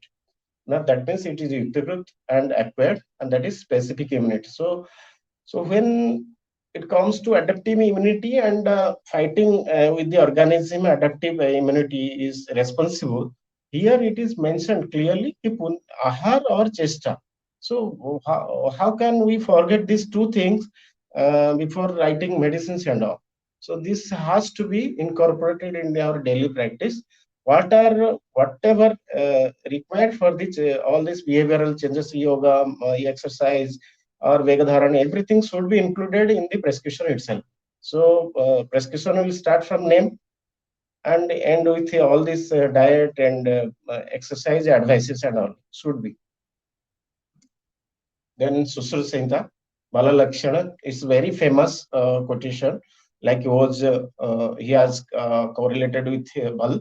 Even Charaks mentioned that Prakruta Kapha is ojas. I mean Bal Prakrutatu Bala Slesma, Vikruta Mala Uchyate. Here Susruta has gone little ahead. He has mentioned Bal and I mean he has mentioned Dhatuon ka Tej Bhag. That means their Agni is involved. So all these Agnis are very, very responsible, very much responsible, proper immunity. So if there is proper digestion, proper Jastra Agni, then Dhatu Agni, then our all this Pancha Bhuta Agni, all this action will be there. There will be proper metabolism and proper formation of all the cells, because that cytokines and salts, they composed of glycoproteins or lipoproteins or something like that. So it depends on the Agni. So Susruta has given a very scientific advanced thing. So next one is who can prevent the diseases. Tatra balena sthirapachita mansana sarva chestasu apratigata swaravarna prasada vahana vabhantaranam cha karanatmakani karanana atmakani karya pratipatti bhavanti. तो आत्मकरण को ये जितना स्थिरोपचित मांस इन सबको धातु के साथ जोड़ दिया है उन्होंने. Yes, that means is a dhatu samya is a very essence of all the sapta dhatus.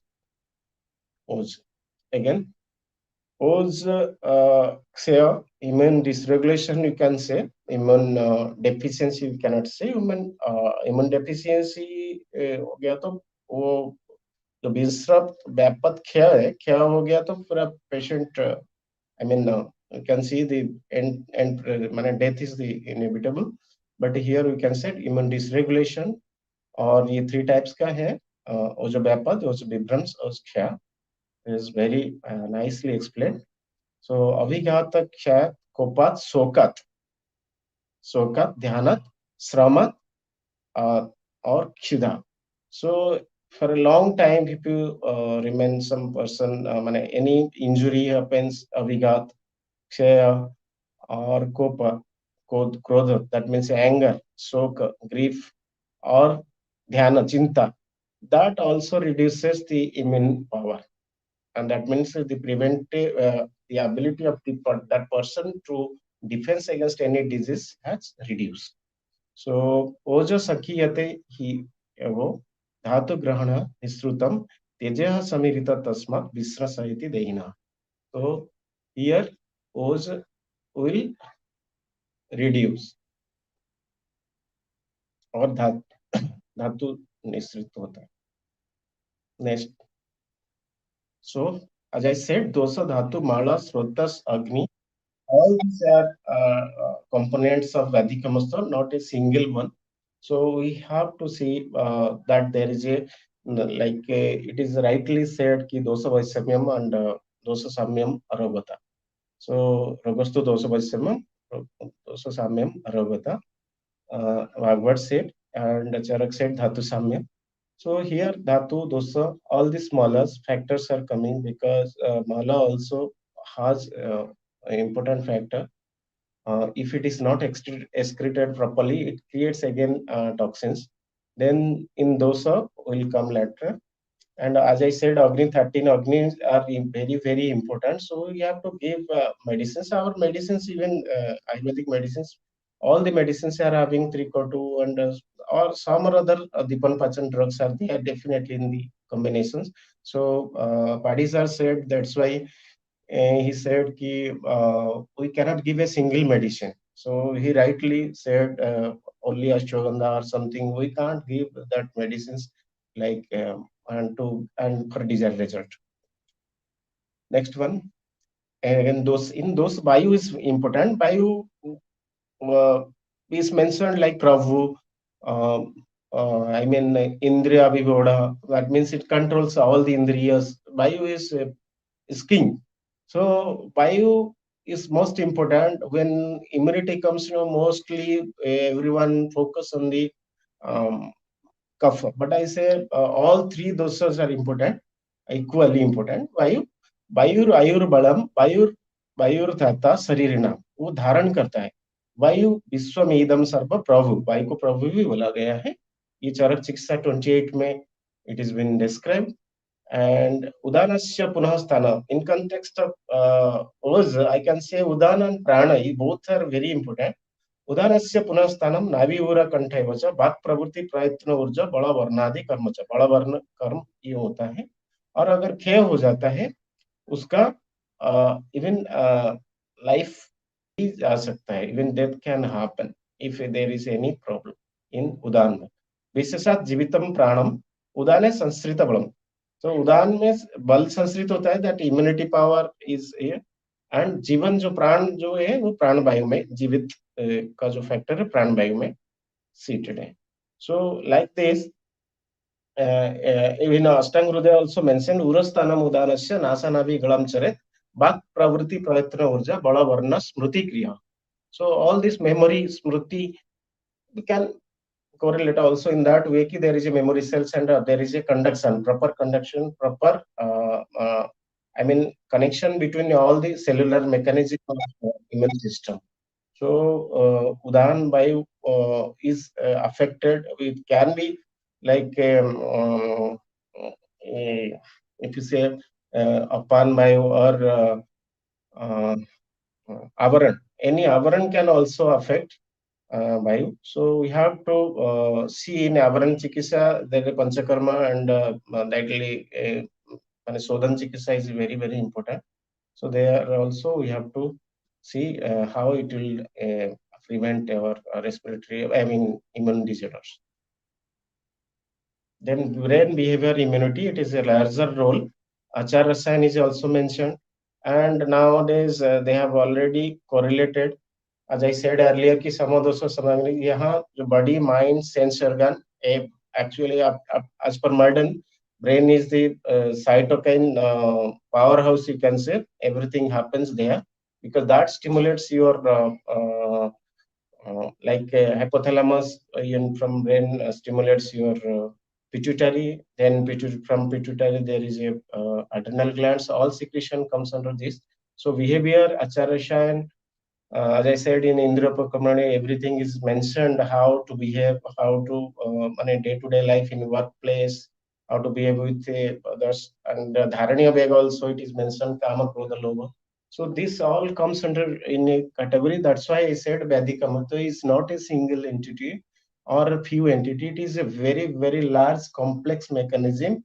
And even though it is a complex mechanism, it is very simply a righteous way. It is mentioned in Sahitas, and only thing is that we have ignored or somehow we have not given proper importance to these kind of things. That's why we are focused fully on medicines. So, but I say we can when we incorporate both medicines or drugs as well as these kind of things, many protective things. Then I think we'll get more desired result, and proper research should be done in this area so that we can give evidence. And exercise immunity, much has been said, and if you see in Google, lot of publications are in PubMed. You will find many journals published, many articles published on exercise in immunity.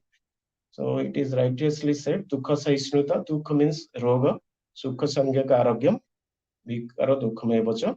So all विकार जो होता है वो दुख होता है. So ये diseases, that means dukha sahisnuta you can say, or tolerate any stress. That means stress from pathogen, stress, internal stress. So dosakaya agni vruddhisya. Here dosakaya agni vruddhi vyam upajayate. And that you can say that endurance to distress or disease. Then it comes from a klama pipasa usna sita dinam sahisnuta. That means you can tolerate any environmental changes also. You can tolerate any srama, any thing that if you do regularly exercises. Arogyam chapi paramam vyayamat upajayati.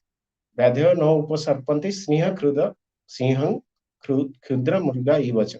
That means they are given one example like near lion, the deer cannot come like that if your body is so strong. So if you want to make immune resistance, I mean disease resistant body, in foolproof body, then exercise inevitable. So it is must.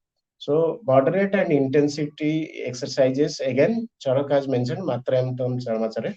That means in a proper dose, that means proper manner, proper karna hai. Even excess physical stress also increase the cortisol hormone that will lead to an immune dysregulation. So exercise should be moderate way. So in that aspect, there are many articles mentioned something. Yeah. And Panchkarma immunity, as I said, there is a benefit of Panchkarma in entire body. There is rogastasa na jayante prakruti sthesu dhatusu. Dhatavaschi abhivardante jara mandya mupaiti cha. It's very simply and very rightly mentioned that body normal रहता है और disease cannot, even nija or agantuja both you can control. So Panchkarma is one of the important thing. After Panchkarma, Rasayan, Majikar and medicines are there. Should be avoided, should be advised. then marma. Marma, you can say. There are basically in upper respiratory or any things you can say here. Nasai serous dwaram, because any pathogen goes through the sapta sirasi छिद्राणी. सीरो में जो सप्त छिद्र होते हैं उसी में जाता है, उनमें important है NASA, that is नासाई सिरोसोद्वारम.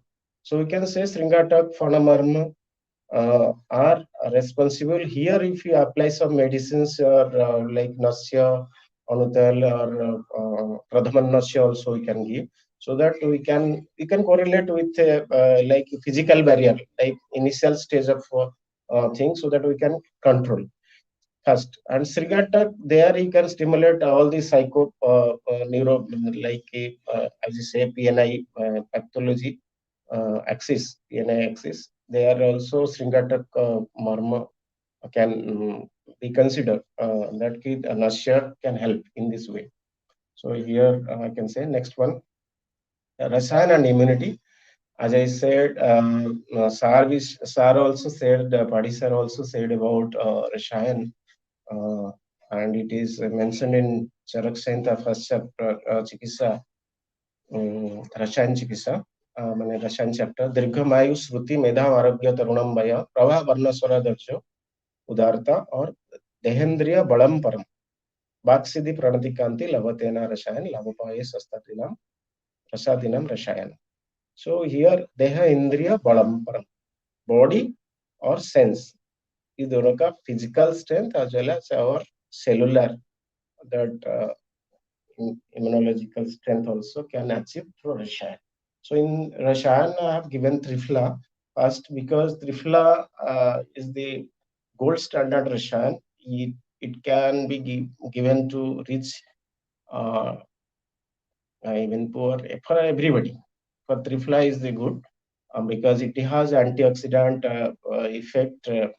Unmatchable antioxidant effect. Trifla should not be ignored in even everyday life in Swastha, as well as any patients any patients comes to our clinic also, we write Trifla irrespective of any disease. Mostly we are writing. So in Chyawanprash, sir has said many things about Chyawanprash. I want to go detail. Agastya Haritaki, Chitra Haritaki. In Rasa Rasayan, you can say it is very, very important. Rasa Rasayan is important. Rasaushadhi. When we are targeting a enemy in such a manner like a corona-like enemy, here Rasaushadhi has a greater role actually. In Rasaushadhi, all these jinx are said, all things are there.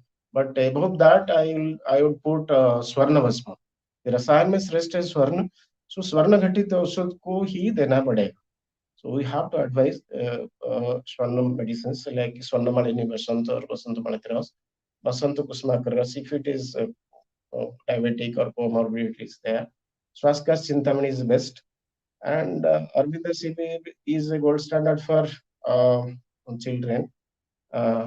So these are the few things I have mentioned in respect to respiratory disease or corona.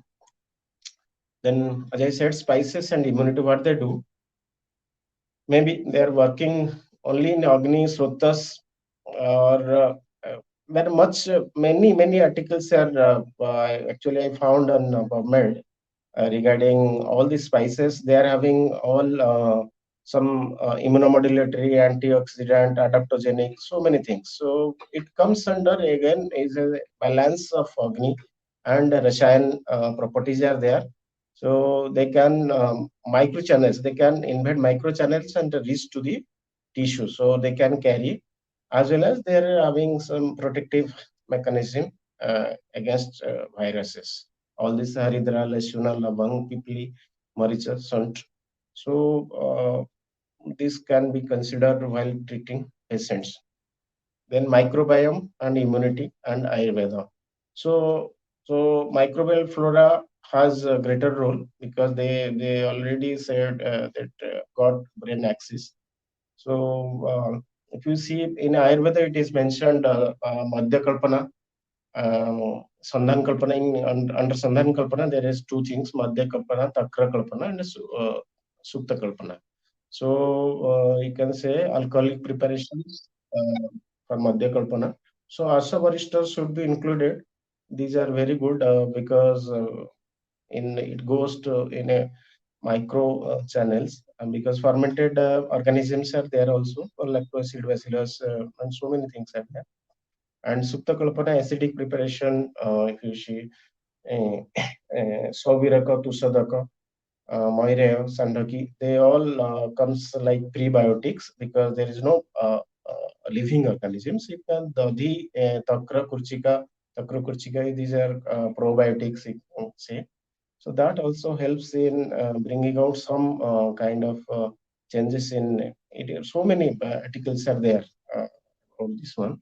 So pre-probiotic is another factor in getting good immune. Then psychoneuroimmunology, as I said, the HPA axis, hypothalamus, pituitary, adrenocortical axis, that goes to sympathetic and parasympathetic systems and secretes different kind of stress hormones. And that hormones, like before that, corticotropic releasing hormone or corticotropic releasing factor, you can say, that gives to signal to the adrenal system for glucocorticoids. They have both mechanism. First, initial stage in acute stage, that is protective mechanism. If it is for chronic for a longer period, then again it works against the immune system. So psychological stress makes you more susceptible. We are seen in common cold influenza also flare up in due to stress conditions. In stress conditions, if you can see, so when disease. So righteously, it is said by our seers and sages about that psychological things they have mentioned. Then diet, Amadosa, Agni, and E. Ama has to be seen in a proper way because Amadosa cannot be, it is the mool of chikissa in Ayurveda. So diet should be proper. And as we said, Mahabhaisya, Ahara. And Ahara is the body का जो प्राण का मूल है आहार is and Balavarna Ojas Samja. So it is very, very important. So it should be that there are many rules and regulations has been said about Ayurveda Ayatana or how much quantity should be there also. Everything has been mentioned. As I said, 30 chapters are devoted for some or other things are there. In every chapter, some other things related to immunity and Swastha Vritti is there. Sadvruta is one of the most important thing. It is mentioned. Then Varnam Prasada Sauryam Jivitam Pratibha Sukham Trushti Pushti Balam Medha Sarvam Arne Pratishthitam. Then Charak Sutra 27 chapter it is. And sir said about Sadras Ahar Sarvarasa Abhyaso Bala Karanana. Bala Karan means rest hai Sarvarasa Abhyas. So we cannot take some Madhur only or Madhu Katu only or like Sadras Ahar is responsible for good immunity as well as physical strength. Incompatible food, endotoxins, immune functions are already, it is connected. So in that cases, if you suspect first Amadus Pachan, then you can give Sudarshan Ganbati or Villodi Gutika, Trikotuchun. This kind of medicines we can give initial stage so that Amo can be digested. Next, Udabarta, as I said, Begadharana Udabart, vastly explained by Susrut and Charak in Charak Chikissa 26th. Udabarta, it has direct link with immune system. There is no doubt about that. Only thing is that we need to explain in a proper way. As I said earlier, Udabarta, upon by when goes upward, it creates actually the problem. Then it has Udavarta can affect Sirobasti and Hruday, that three marma. So all the diseases starts from these three vital points in the body. So Vata Prakopa has to be avoided. As Udavarta is also mentioned in Asibata Bikar, and we can correlate through psychoneuroimmunology or psychoneuroendocrinoimmunology. Apan Vayu affecting Pranavayu and Udan Vayu. Next one is sleep and immunity. Here it is mentioned. Uh, I'd like to 1 second. Pardon me. 1 second. Yeah. Yeah. So yes, I'm sorry. So here I can say that Nidra etam sukha dukham prushti karsya bala balam prasata klibata jnana ajnana jivitam nacha. So entire thing is mentioned in this Ahar Nidra Brahmachari.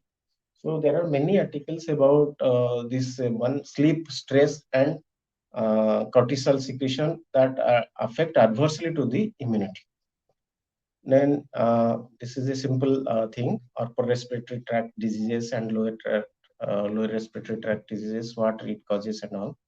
So I don't go in detail because it's very common. So and Vesaja.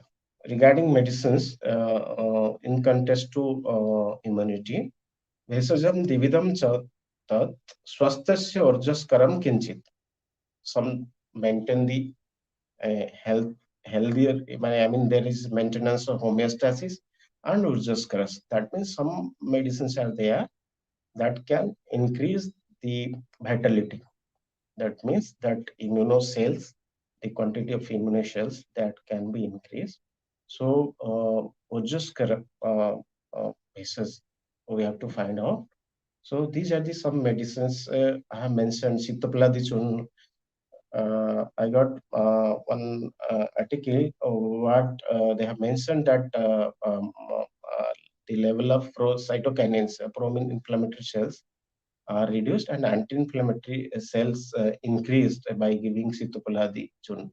But we can say that it has more best mucolytic action, so it will prevent the bacteria or pathogen, virus pathogen in as a barrier. Can clear, and it is very Agnidipak also in Talisati Churno. Again, Lavanga Divati, Khadira Digotika, Vyasadi is a reduction of ammo and based Agnidipak. So it will control all this. Then Ashwagandharishta, Amrutarishta, Vasakarishta, Trikotu. And in single herbs, Ashwagandha is the best adaptogenic, and Yastimodu has very good Madhya Rashayan. So it has good, so that it can control all these. Again, it has immunomodulatory antioxidant properties. Tulsi, Giloyo, Haritaki, Kalme, Chireta, Haridra. Manjista cannot be ignored. Manjista is one of the best drug for immunomodulation or immunohomeostasis because it contains many. Uh, that means Manjista is good. Next one is Tripla. I found many articles on Tripla. From that one article, they have mentioned that significantly prevents elevation of interleukin 4 level as well as corrected decreased IL-2 and interferon gamma level. Under inflammatory stress conditions, immunosuppressive activity is attributed to inhibitory action and complement system, humoral immunity, cell-mediated immunity, and mitogen-induced T lymphocyte proliferation. So Tripla is good. Chyawanprash, it natural killer cell activity significantly increased, and serum histamine level, serum immunoglobulin level is reduced. So it has anti-allergic potential also, Chyawanprash. Significant increase in secretion of tumor necrosis factor alpha, macrophages, and interleukin beta level. So phagocytic activities as are observed in Chyawanprash. So augmented immunity marker levels TN alpha, interleukin beta, and as well as enhancement of natural killer cell and phagocytic activity of Chyawanprash is seen in as immunomodulatory effect. Then clinical studies support the immunobooster role of Chyawanprash as demonstrated by reduced disease symptoms of seasonal influences, modulated IgE, and immunity markers like C3, C4 level, improve pulmonary functions, decrease cortisol level, and increase quality of life. So Chyawanprash is the best rasayan among these. So we should advise. And clinical perspective, shape as a summary. So in practice, we have to find the psychic factors first. Then we'll go. It's not only for corona as well as for all infectious or any diseases. So when immunity plays a role, we must give emphasis to psychic factors. Then other factors as mentioned as Swasthvrutta or Sadvrutta, that all has to be given importance and should be mentioned in our prescription, properly explain to the patient what will happen. It may take some time, but it should be mentioned during the clinical practice. Then future perspective, immune homeostasis, how we can do, or autoimmune mechanism by differentiating Th1, Th2, or psychoneuroimmunology. These are the areas where we can do better. So, as medicinally, people are skeptic about. Whole world is skeptic when we take this medicine. This happen like this. So these are the areas where we can lead. Ayurveda can lead as a leader. So psychoneuro endocrine axis has to be explored more. And as I said, hypersensitivity reactions, Th1, Th2, which medicines are working in which stage. Like suppose medicines like Guduchi and Ashwagandha that are Usnavirya and they are Madhura Vipak. Their Usna, their Vipak is Madhur. So suppose Guduchi Manjistha can be given in where there is blood related or digestive things are there, like Sansamanivati you are giving. So there you are reducing the toxins in say the GI tract and also Sansamanivati. But where there is psychic factors are there, Ashwagandha can be chosen. So Ashwagandha may be selected in that cases. So in these areas we have to work more. So it is up to all the Ayurveda fraternity and all the students, researchers that they should come out and all work together to give a direction so that we can get good evidence generate. We can generate good evidences about that, and we give a good proper platform so that will be recognized throughout the world. Anyway, thank you so much for listening me. It was okay 1 hour. I was supposed So, Thank you. Thank you you, have ma'am. talked Thank you. very extensively. Yeah. Hello. Yes. Very extensively on immunity. Yes, you have included Dosho Dhatu Mala Agni for immunity, and also you have talked about the more emphasis on Agni also. Ayurveda treats Agni definitely, and emphasized on Bata Bayu also. Bayu you have emphasized for immunity. So now our next speaker, Mr. Dr. Anjane, he has some urgency. He left the studio. So we'll next part I will discuss about the AYUSH guideline for Ayurvedic practitioners. What you both the speaker have already spoken about it, and just to share that.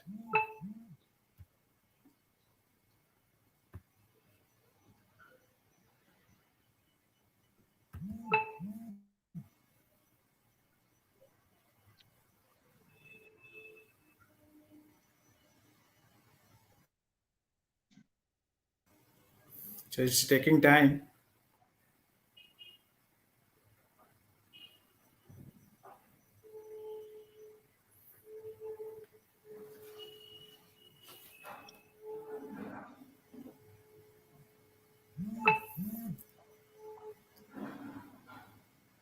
It is available publicly, but we have concised it. We have made it very user friendly, and also we have you have made it such a way that you can use in your mobile. Also, you can navigate through these pages also. Actually, ICE has made 46 pages. We have concised it to 21 pages. So that will be helpful for all the Ayurvedic practitioners to refer and use for their practice also.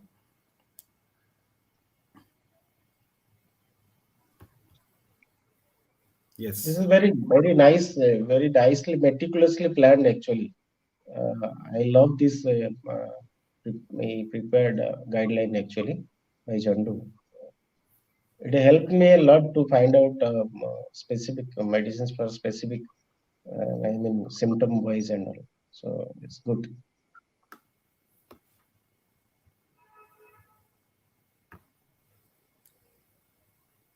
Very simplified manner.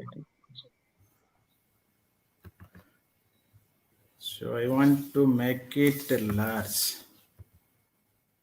Yes.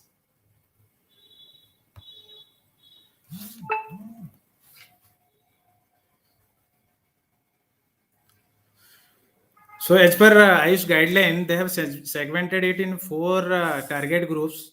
As you know, that target groups are immunity.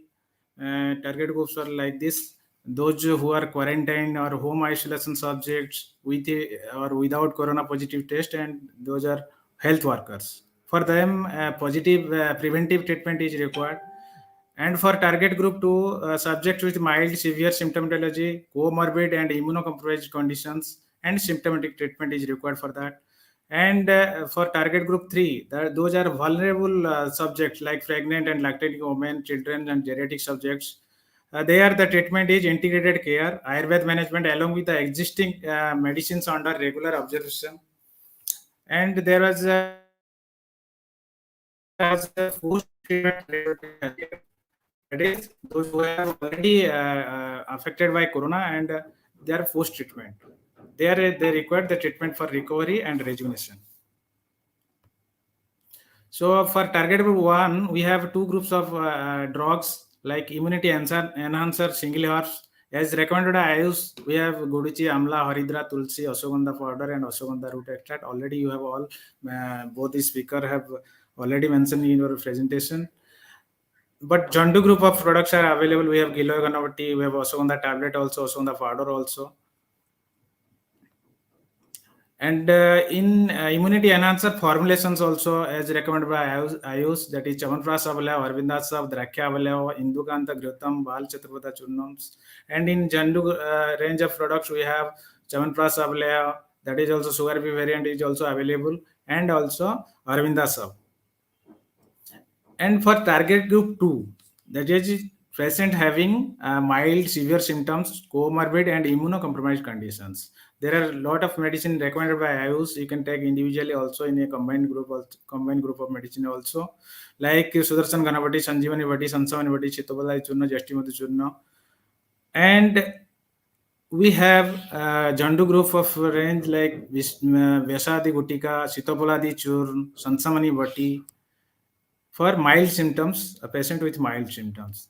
And patient with mild symptoms, we have Jandu range of product like Lavanga Dipati, already mentioned by Dr. Padishar, Trikotu Chunna also, you both of the speaker have told about this. And we have a second group of in target group like guidelines for severe symptoms, patient having severe symptoms like fever, myalgia, cough, nasal congestion, and sore throat. As per the symptoms, we have medicines also recommended by Ayush. And we have Jandu range of product like Sudarshan Ganapati, Amrita Rist, and Swasputhar Ras. And Ashwagandha Rista, Bala Rista, Khadiradi Gutika, Talisadi Churna. All these products are also mentioned by you. Then for complications like pneumonia, like we call Swas Pradhan Kas, and acute respiratory distress syndrome like Swas. In that case, there are a combination of Ayurvedic formulations and immunocompromised condition also reduced by the chemo. That also you have also mentioned all these products. In Jandu group of products, we have Sanjeevani Vati, we have Talisadi Churn, Mallasindur also, Singha Bhasma, Abhrak Bhasma, combination of drugs. and Agastya Haritaki. We have Chitrakadi Avalayas, Suvarna Vasantamala and Sansamani Vati. And for comorbid conditions like diabetes, renal disease, and cardiovascular disease, there are also recommendations by IUs. And we have in this group of product like Vasant Kusmakar Ras, Abrak Bas, Ashwagandha Churn, and Arjuna Chala Churn. We have Arjuna Adya Rist, Saraswata Rist, and Chandrapavati also. As per the disease concern or the comorbidity conditions, we can give this kind of medicines. And at the third group we are vulnerable group, pregnant women, lactating women, children, and geriatric subjects in Ayurveda like Bala, Garbhini, Bala, and Vruddha. In this category also, there are drugs recommended by IUs. The Jandu group of product will be Aravinda Sab, Ashwagandha Dilaya, Sansamani Vati, then Agastya Ritaki, Avalaya, Vasant Malatiras, Suvarna Malatiras. Then the fourth, last group will be the recovery or rejuvenative group. That also there are drugs recommended by IUs for initial stage, Indukanta Kasayam and Amrita Rishtana, Agnitundi Vati to restore the Agni Bala of the patient, Rasayana, hepatoprotective drop, nephroprotective drop, and Criminasam Bisahara, like any toxicity in your body that has to be removed, and digestive disorder also to get back the Agni Bala of the patient. In this category, we have Jandu range of product like Amrita Dirishta and Agnitundi Vati, Drakya Arishta, Dadimbashta Churn, and we have Triphala Churn also. You talked vividly about giving reference about the efficacy of Triphala in terms of immunity, and Punarnava Rist also. Then as a Jandu, as a corporate, as a responsible company, what we are, these are the credential of Jandu. Jandu is WHO GMP certified manufacturing unit, and Jandu has over 100 R&D scientists working relentlessly to bring you some good products for your practice. And Jandu has NABL accredited R&D facilities, and Jandu has a huge accreditations from ISO 9001 and 2015, ISO 14001 and 2015, and also OSHSA 18001 in 2007 certifications. And we have immunity boosters and to manage the COVID symptoms. In fever, in case of fever, Mahasudarshan Chunna and Sudarshan Ganavati sir and Dr. Prasant also already spoke about it. To boost immunity, Giloy Ganavati and Giloy Chunna also there. For better immunity and respiratory health, Imujan tablet is there. That is also a proprietary medicine developed by Jandu. It is both water and alcohol extract based medicines. There also you have talked about Manjista. There also Manjista is also there. Kantakari is there. Tulsi is there. Halidra is also there. Ashwagandha is also there. Gilo is also there.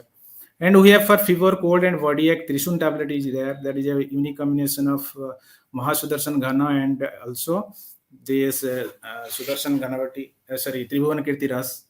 In cough and Sitabaladi Churna is used, and in cough and sore throat, Khadiradi Gutika is there. That is Kasa Guna Pradhan Rav, as you mentioned already.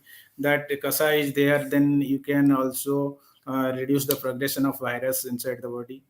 So that is all about Jandu range of product and the immunity guidelines for COVID patients I have already discussed.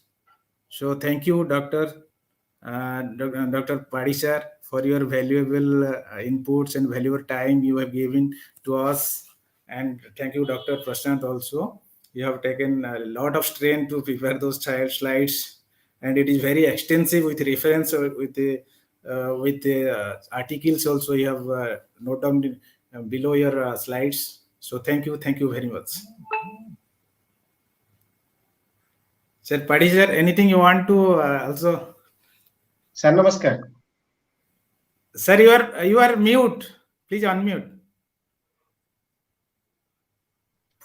Okay, Dr. Akhay and Dr. Prashant. Dr. Prashant elaborately told about immunity, and we know.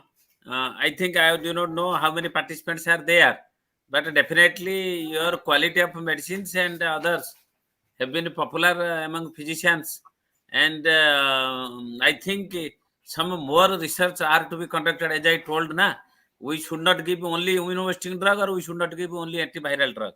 We must give a good condition. Your combination is good, but it should be tried in collaboration with some institute, so that I told you, Institute of Life Science told we have examined 800 drugs. Then we shortlisted 55 drugs. Then we made a combination of these three. One they gave to it one combination. Why these three? There must be some rational combination, so that you can touch the 100% efficacy. Why we will be limited within a 96% efficacy or 95? That is why there is a great debate. And if you speak something good or high about Ayurveda, there are people in our society to grab upon you. But don't care. Go ahead. And I think what facility Jhandu has got, Jhandu should to try with some more effective medicines to suit. Even it may be two preparations. One is for increasing immunity. One is for strengthening respiratory system, and one should have antiviral effect. This is my suggestion. And all our practitioners should practice pure Ayurveda in a Ayurvedic way. You understand modern pathology, physiology, biochemistry, everything. That is helpful, because as per our science, we must know what the exact defect is there in any dosa or dhatu or organ. Sarira. What is the defect really? What is the real pathology? Then we will counter it. Whether there is Khaya or Visama Marga or whatsoever, as per our principle. I think in that way, we can have a better formulation in a Corona, and Jhandu should go ahead with this type of suggestion. Thank you, Dr. Okay, very much for organizing such type of discussion. And namaskar. Sir, namaskar.